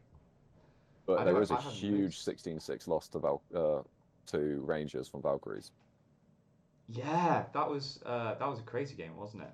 Yeah, I was line reffing it actually because our women went to go get changed. I think they were in the evening slot, and I think Valkyries, obviously you can see, just lost a relatively close game against Derby, and they just did not look like a team at all. It looked like that in the harshest ways. They were just at a training session, especially in the second half. I don't think they won a single set. or even a draw in the second half, and they just got hit out pretty much from any ball. They were just trying to fish for catches, and it just didn't go their way. And like, it's catches they would normally make because they are an amazing defensive team catching wise, but I think they really struggled. And credit to Rangers. Rangers played really well, but yeah, that was a bit shocking to watch, to be honest. I feel Yeah. like Rangers, the team, kind of thrives quite well on when things are going their way. They really run with it and stuff. With how loud their support is, the momentum. Yeah, yeah. So yeah, I think they definitely took advantage of that in this situation. Yeah, I don't wonder who's the loudest supporter group in Dodgeball, whether it's Rangers or Mustangs, because like reffing Derby. makes it Derby, yeah, Derby. Oh pretty loud. yeah, Their Derby. women are very loud. Yeah, that's true. Whereas Rangers, it's the men usually. Yeah, they got their speakers going and then blaring and stuff. But yeah, in terms of how the scores went, I've got it written down here. Like it was 6-4 at half time to Rangers. Then it went 8-6, and then Valkyries took their time out. Then it was 10-6 to Rangers, but Valkyries were up in the set and they lost 12-6. At least that's what I've got in my notes. So pretty impressive by Rangers. Like again, after a slow start, Valkyries just not holding on to it in the second half. To concede 12 points in the second half alone. Yeah. It was a bit of a rough one. Going back to what we were talking about earlier, they won the match in the second half alone. Yeah. Getting to 12 points, yeah. I think another game happened at the same time on the other court. I heard it going mental. Was that Phantoms Raptors game? Huge, like Raptors down at the bottom of the table and almost beating Derby second. Are they top actually? Maybe. Yeah, they're second at the moment. Second. That was such like a back and forth game. Like it was literally Raptors one set, then Phantoms, Raptors, Phantoms. Like it was just so, albeit kind of watching the video back, there was like almost nobody left in the hall because of the time that the game was. But that would have been fantastic to kind of see in person, just because both teams are absolutely going at it. And it yeah, wasn't like even, it wasn't even that like back and forth from what I understand, because it was 11-5 to Derby at one point. And then it went 11-5, 11-7, 11-9, 13-9, 13-11. That was like the way that the sets ended up going. I thought it was more back and forth than that. But that's a crazy comeback to put pressure on Derby like that, and Derby just being complacent. And like from what I can see, like what happened is just the Raptors, as they can do, just catching everything. And like Alex definitely, from what I could see, like her energy like brought the entire team up. And when they started to fight back into it, the Raptors started feeling themselves and were really going for it, whereas Derby were just, like, oh, we've got the game in the bag kind of thing. Like they weren't as, clinical in the way that they were playing to finish off sets. But yeah, good game either way. Derby have just had a few wobblers, really. Like, I mean, we'll get to the league table in a second, but they're undefeated and they're second. That's how inconsistently consistent they are. Yeah, says a lot. Yeah. They're a really strong team, but and like while still winning a lot, they've definitely dropped points they shouldn't have. Yeah. Yeah, did they draw against Bees at one point? Draw against Bees. Yeah, again, who are like towards the bottom of the table. And they were really struggling for players that meet. Like Blue, like on her debut against the top of the table, like she brought a 1v3 back to win it. Like insane. Like the absolute scenes after that happened. Like honestly, what a day that was. The only thing else I was going to point out is good for Bees to beat Storm because Bees were really struggling, really looking like they were going to be in that relegation fight. They still kind of are. They're not clear yet, but it definitely gives them a bit of breathing room. And also a great day for Beagles. Solid win over their Bedford rivals and over Storm 2s, not conceding a set, which is not an easy feat. But yeah, onto the table. Women's League Super. So yeah, Spartans are top, but they're tied on points with Derby. But Derby have drawn 3, which means set difference comes into play. Which is why Spartans on top. Which I don't think you're going to find many scenarios where an undefeated team this late into a season is second. Yeah. That's pretty odd, to be fair. And I think they'll be kicking themselves for those draws. Yeah, definitely. Well, yeah, definitely against Bees, but yeah, who else have they drawn against? Probably Eagles and Valkyries, I think. Or did they draw Spartans? No, they beat Spartans. They beat Spartans, okay. Yeah, they played really well against Spartans. Yeah. There was some controversy at one point, but Oh yeah, it was that double catch. That was that catch thing where they couldn't work out who was going off, and then Lucy hit a player that then went off because they were the one that got caught or whatever it was. I won't go into it. I won't go Okay. into it. Fair. I feel like that's what I remember from it, but I don't know. But otherwise, yeah, it's unlike last year where you had like 5 teams in it. You've got 4 teams really fighting for that top. Like Valkyries are no way out of the running for first place. They could definitely get back 4 points pretty easily. That's literally just one league meet. Yeah.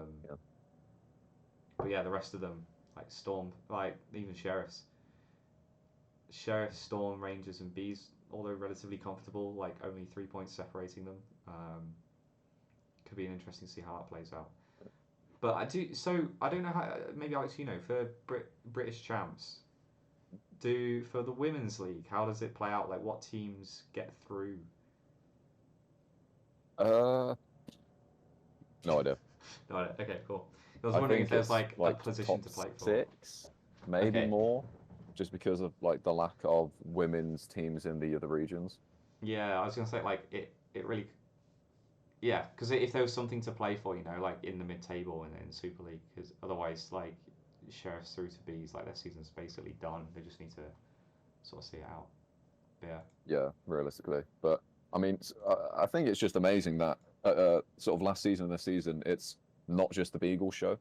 Sorry, Yeah. the Bedford Eagles show. Like, obviously they're still up there and they could still win, but it's not like they're just walking away with it every season. Yeah, you've got and the it's likes not- of Spartans, Phantoms, and even Valkyries there. Yeah, and it's not the Spartan show either, because like Spartan's definitely shown in the last few years that they are one of the, if not best clubs, to play for in terms of how consistently they are at the top.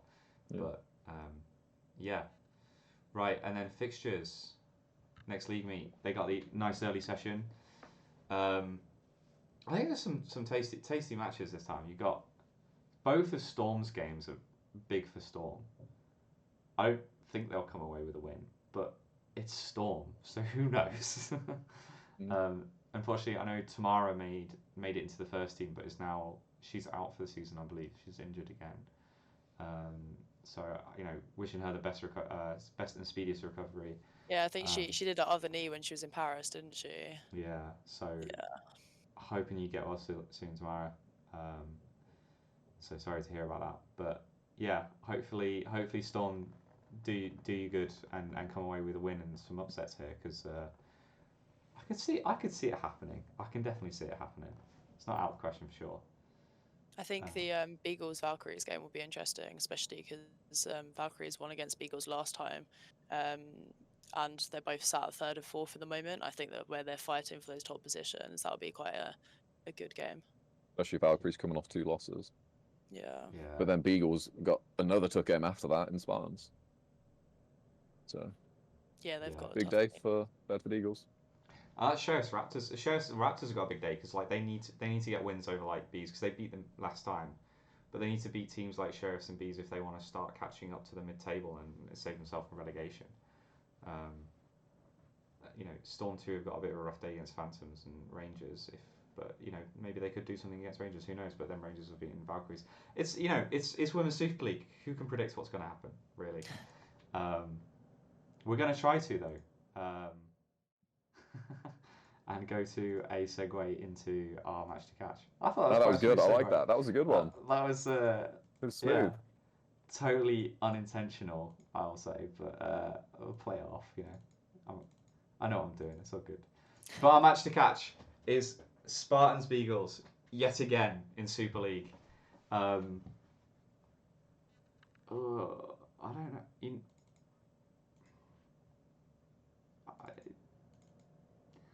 I'm gonna back Beagles. I think they can do it. I think whatever training they're doing in South mixed is giving them a bit of experience, getting some learning in, giving their opportunities to other players to get on the court and get some experience. I think that could probably do them some good, because I know in the past what they've done is they're winning and they're like, oh, it's a tight game, so we're just going to keep the same people on court. Maybe they need to look at getting some fresh legs on, and trusting that they all have the ability to do the same thing. For that reason, I think Beagles might do it. I believe they can make a good game of it. I'm gonna go against you and say Spartans. I'm not just because, shocked. not just because again of the bias, but I'm gonna first, for my defense, poke holes in your defense, proper law style. But I mean, at least from the last mixed meet, Beagles actually had sort of three of their main players that are typically on court anyway.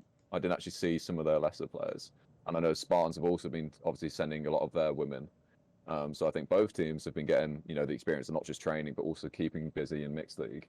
But I don't know. Obviously, as I say, I am a bit biased, but I think will be a really, really close game. And obviously, it was a 12-10 game, I want to say, early this season when they played. It was Beagles were 8-2. Yeah, 8-2 half time, and then Spartans just pulled it back. Some incredible catches from everyone, including Harry Bignell with an insane tombstone. Oh, that was phenomenal. It was so good. I think I was bordering. I just lose my shit at the back of the court. But it was quite cool for that game. So all the Spartans guys were warming up for the Meteors game, which was just after, and like they would end up stopping warming up and were just watching the game. But I think it'll be a phenomenal game. But I don't know. I guess I just have to back Spartans. I can't really justify it more than that. I'm just biased. It's fair. I'm gonna say Spartans as well.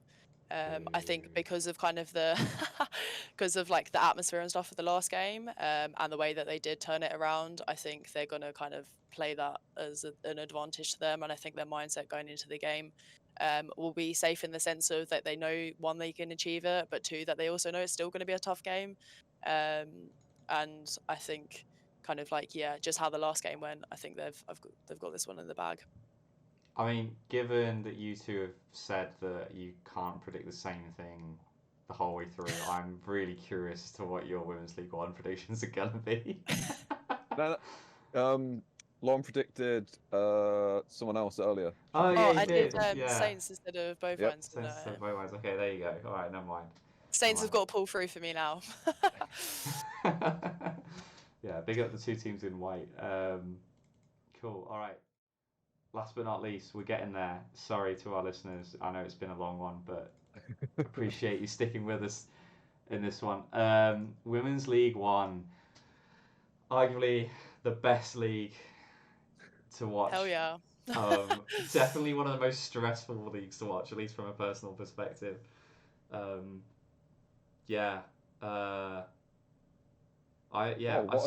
One interesting game down there at the bottom. Oh yeah. What happened? Do you want to comment on that one, Lauren? Actually, a huge shout out to Phantoms Twos for that game. Like, the performance that it put in was unbelievable, and I think the way that they started this season and how they're playing in the season currently is like they've massively stepped up a gear, and I think that's evidence. Like, Wessex are top of the table, undefeated, and yet that was like nail biting to the end of it. Like, I literally came down to the last set where Wessex had to win, and I remember like all of us being on court like, come on guys, need to pull our shit together. Like, this is, we've got to do something here. Like, they were just on absolutely like top form. Like, they're dodging, like, class, can't fault them at all. So yeah, that was not a fun one to play. It did feel like I have to give them a shout of how they did. It did feel a bit like weird at the end, because if I remember correctly, like, it came down to the last set, and I think Phantoms got players out because they didn't play on a play ball call or something like that, and it was just rough. Like it did feel at times where it was like, does anyone want to win this game? Like, there were catches coming out of nowhere for both teams when you thought like they were down and out, and there was like, you thought, all right, one team's like, it'll be like a 3-1 lead and something, and then they throw a catch and then like it's 2-1, you're like, okay, this got interesting, and it was happening like sets in a row from what I remember, and it's just Yeah. like neither team seemed to want to like go, yeah, this definitely our game. Like maybe it was a case of they would do something cool, and I can imagine this happening for Phantoms. I don't know, I can't speak for Wessex, but like they do something good, and it's like you almost. I think we've talked about it on the podcast before. Like if you make a catch, you give the ball away to someone else, so you don't do something stupid. And it might have been like Phantoms 2 did exactly that, where they were making catches and then they were like getting over eager and then just throwing catches. Hero to zero. Yeah, exactly. Yeah. Yeah, I Yeah. think there were a couple of moments for that on both sides. Like I know there was times that I threw a ball and I was just thinking like, oh, I shouldn't have released there and like that sort of thing. And going back to your point earlier about who the loudest team was, there were so many of the Phantoms like supporters there because obviously we're on court four, so you have kind of like the seats on the side. And I know at least like in my head, I was like, Jesus Christ, like there's not many people from Wessex here, but like Phantoms are cheering on like every single thing. And I think that definitely contributed to how they play, which I don't blame them. Like there's nothing better than when the game's going your way and you're getting hyped up by everyone behind you. Yeah, and also it was fun. It was fun to play just because of how close it is, and it's always enjoyable when it's close because like everyone's putting everything into it. But yeah, there was tense moments as well. That last set was not fun. Yeah. Clearly, Wessex need to step up their supporter game. Shame on you. Yeah. Yeah, well, I'd like to argue that our men's first team are playing at the same time as us, so we're lacking in that department there. I think there should be no excuses if you're putting 3 teams out in mixed to not have enough people to support. Just come up for the day, support your team. But yeah, no, it probably didn't also help that the Leeds Hartlepool game finished before yours did, so we were on the court next to you. Yeah, and that was probably everyone's supporting watching Derby it. as well. Yeah, 100%. But yeah, no, and there's a really good game with White Tigers against Canterbury, which I was like personally very That was interested great. in because the league meet before or maybe before that, I think it was league meet before we'd lost to, or Leeds had lost to White Tigers. So we knew what they can do, and we knew how good of a team they were, and like Canterbury aren't, they're not a pushover, so it definitely felt like they could come away with a win there. But it was good to see, from a White Tigers perspective, still holding on for a win. But yeah, like Crocs are getting better and better each time, and I think that shows in their game earlier against Bees as well, just how much they've come along. Because they've been really drawing on their uni players. Like Colin would, hate me for not, giving the props to Bees because they have come so far from the beginning of the season. All the women that have come through from Muds and stuff, like really showing their worth, and really like playing really well for the club. So big shout out to them. Yeah, I think generally across the board, like the development from all of the teams from the start of the season to where they are now is something really nice to see. But I also think that's why it's keeping it interesting because you never know kind of what a team's going to turn around and kind of perform as you can tell with like our Phantoms game. Like, yeah. Yeah. Yeah. I've got a comment here. Oh no, it's different. No, I feel like it's Nighthawks. Yeah, in the Nighthawks, Nighthawks game, like they have 2 players that are really like their main callers, and they're a really good team when they've got their main callers on. But as soon as the 2 players go out, like all their teamwork sort of goes out the window a bit. They're a team that should be doing much better based on each individual player's talent. They just need to have the confidence of like their play calling, what they're going on to do together. So good to see that one. But yeah, anyway, right. Stop nattering on about that and we'll go on to the table. Wrong one. Too many damn graphics. There you go. Only one change with Nighthawks and Phantoms, which is ironic considering Phantoms drew to Wessex, which is a great result for them to still end up dropping to Nighthawks. Yeah, it's a little disappointing for them, isn't it? Yeah. Yeah, but it's crazy. Like I still can't get over this. Hartlepool are 4th with a negative set difference. Like that's not a typo. That is legit. It's kind of wild, to be fair. Yeah, you don't really see that, do you? Whereas the team below them has a positive 40. Yeah, 50 set That's difference, and only 1 league point difference. Like it's crazy. When Hartlepool lose, they really lose. Yeah. But yeah, no, it's yeah, they've had some close games though. So the ones that they've won, they've really like nail biter like won, really close to the end. So Yeah, I know for a couple of their meets they've kind of trying to be like introducing their newer players. So I think like the ones that they have lost are kind of typically the times that their team has been fairly fresh to kind of National League. But the fact that they're still putting forward teams that are new and are in fourth place, yeah, it's impressive to see. It's nice. yeah, and just to go back, because I know Leeds also played Phantoms too in that league meet. It was fairly one-sided the score, but like I talked to the players afterwards, and like in hindsight, that was a closer game than the second Leeds game, which I think was against Mavericks, because a lot of the sets were going to like one or two players. It was really close, and just Leeds were able to make those catches and see out the sets. But yeah, like just to say like yeah, it could have been a very different score, and Phantoms 2 definitely coming a long way. Um, let's go on to the next league's fixtures, which is here. Yeah, that's it. Wessex White Tigers, first v third. There's for those audio listeners, we didn't really explain it, but the first, second, and third are separated by 2 points after Wessex's draw, and seeing as Leeds have also lost one, it goes so and White Tigers have lost one and drawn. No, lost two. They've lost two. Yeah, they've lost 2. Because they lost to Hartlepool. So yeah, there's two league points separating first, second, and third. So first v third is going to be a big game, and they've got to play Hartlepool again. So Yeah. we'll see how White Tigers do. Big league day for White Tigers and Wessex. Yeah. There's some good games there, to be honest. Yeah. Spartans 2 Nighthawks. I'm looking forward to that one. Yeah. Obviously, again, a bit biased, but I've been really proud of the Spartan 2 women this season. I think we were a little bit concerned because obviously it's the first time we've had a second women's team. So we're a little bit concerned of how they would do, especially sort of consistently over the season. But we've always had numerous subs available, and they've put a really good shift in. And we've always been having really good games against the likes of Hartlepool and others. So I think against Nighthawks will be a good game. Is it Lucy that's coaching them? It's been a mix. So Sam Richards is the sort of official coach throughout the season, and works with them at training, but Men's Super League's on at the same time, and for some reason, I think just coincidentally, the Spartan Men's Ones game are on at the same time. So usually it's Lucy that's been in the coach box recently, but I also know Harry Bignall has also been helping out as well.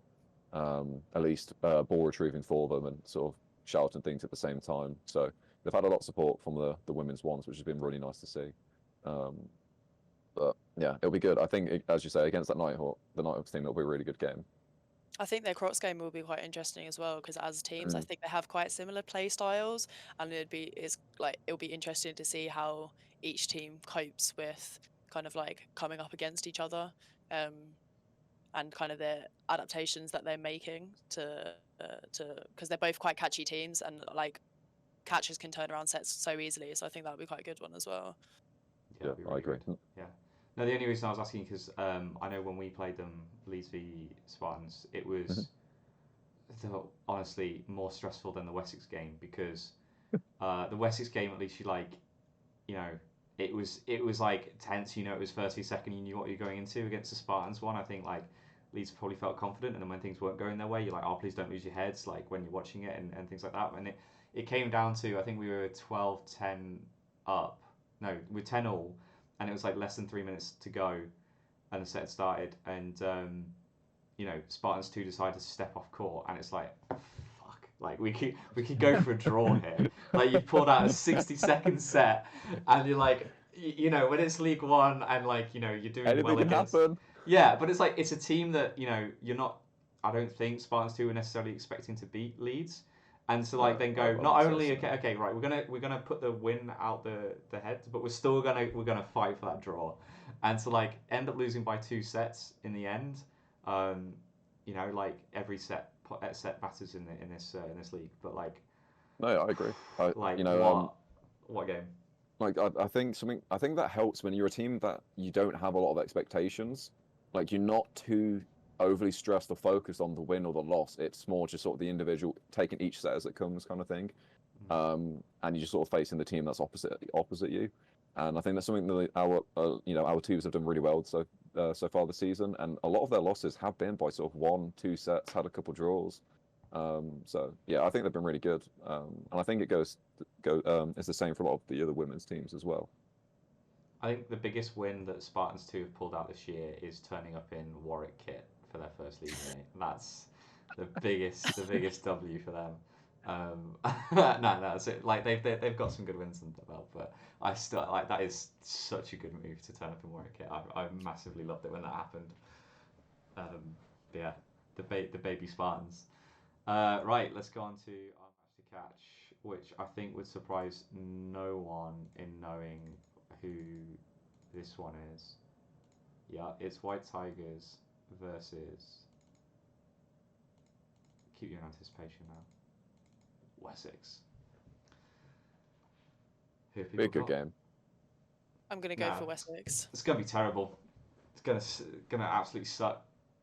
You're going Wessex, you said, Lauren. Yeah, like I think White Tigers are a team that Wessex have come across quite a few times. Obviously, last season as well, and actually a lot of opens and things. I think is a team that we've got a lot of experience with. Albeit the last game that we had was a little bit on the Aggie side at times, but I think at the end of the day, like when Wessex need to, they kind of like pull together. So I think they've got this one in the bag. Albeit White Tigers can put up a hell of a fight when they need to. So I think it'll be good. What do you think, Alex? Yeah, I'm gonna go with Wessex as well. I think, obviously, I think a lot of the Wessex players are a little bit older, so you have the experience side of it, and they've got ex-international players, whereas the Tigers more have a current international player as well as some possible future international players. So it's interesting to see that kind of thing, and I think you do see a difference in their play style because of that sort of age difference. But I think Wessex, realistically, obviously they had a blip drawn to Phantoms. I think that obviously it was a bit of a rough meet for them, so I imagine, obviously I haven't really spoken to a lot of them, bar sort of Lauren, but I think they're probably going to have worked on that and trying to focus on what went wrong and sort of how to deal with those sort of difficulties if they come up again. And I imagine they'll put that behind them and come in strong and return on a high note against White Tigers. Fair. I don't know, White Tigers more of a hope than a realistic expression. I think Wessex will probably win, but I really want White Tigers to win just because keep it interesting at the top. Yeah, fair. I think White Tigers Is that definitely not biased for Leeds to get some extra help from White Tigers there? Not anything to do with that, no. No. What about you, Lauren? In all seriousness, like Zoe and Colin like pull my leg all the time saying that I'm a massive Wessex fanboy. But like I obviously, for me personally, like this, it could go either way. If Wessex win, it's still up to Leeds to beat Wessex, right? Like Leeds still have to play White Tigers and Wessex again, and White Tigers beat Leeds last time. So I don't think this really matters from a Leeds perspective because they've got their own shit to sort, coming up.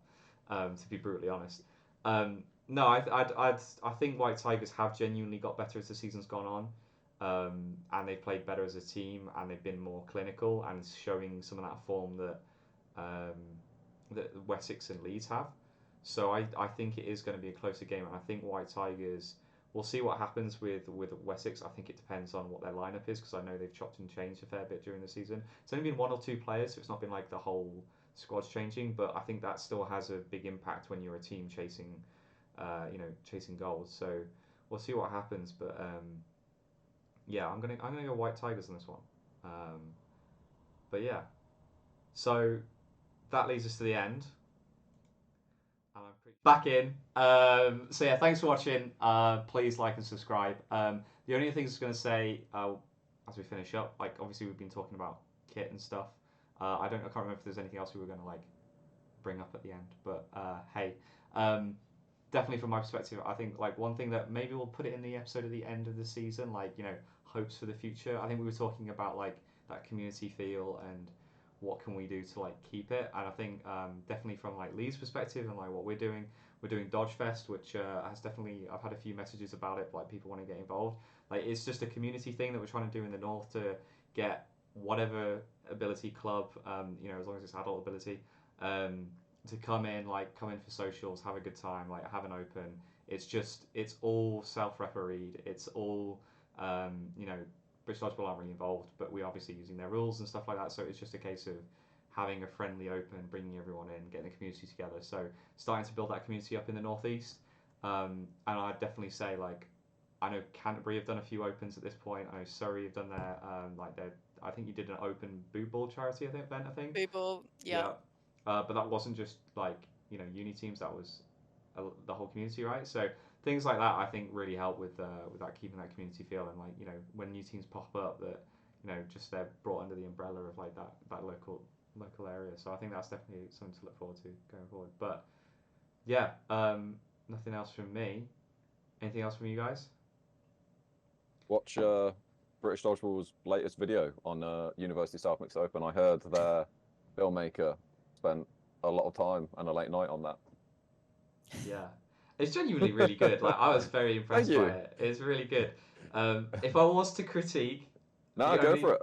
The only thing I wasn't a massive fan of was the soundtrack, but that's the only thing. It's fair. It's annoying. Like obviously, I'm trying to find songs which are royalty free. Yes. And it's so hard trying to find a decent song. And when I find one that might be moderately okay, that has an upbeat sort of tempo to it or something, I'm like, screw it, I'll go for it. But yeah, that's fair. But yeah, no, I'm always open to feedback. I'm learning, so it's okay. The other thing to mention is Euros happening this year. EDF have put out a big notice to say if you are interested in helping out in any way, your sports need you. If you want to get involved in reffing, especially if you're in the northeast, hit me up. But if you want to get involved in reffing internationally and stuff like that, let them know. And British Dodgeball can probably help out with getting you some qualifications in reffing and getting you up to speed on what you need to do. But they're also looking for people to commentate and help out with the media and stuff like that. So get stuck in, get involved. It'll be a great time in Croatia. So I think a load of us are going. Like I think like Lauren, don't know if you're going to end up playing or not, but like I feel like you want to be going anyway. Just I'm I'd definitely be there. Oh, not playing, but certainly showing my face and cheering people on. That's for sure. Sure, yeah. So I think all three of us maybe a drink or two. Yeah. Oh yeah, cheeky bevers. I'm looking forward to the after party. The after party was sick last time, so I heard some interesting stories about Alex at after parties, the last ones actually. Oh yeah. I think I saw you a couple of times, Alex. In my defence, I think it's still super impressive. I sort of came back to life at that bit. From what I understand as well, it was very impressive as well. But anyway, I'm gonna start the recording. Like and subscribe, tell your friends, and rate us 5 stars on Spotify if you're listening on there. See you next time. Bye.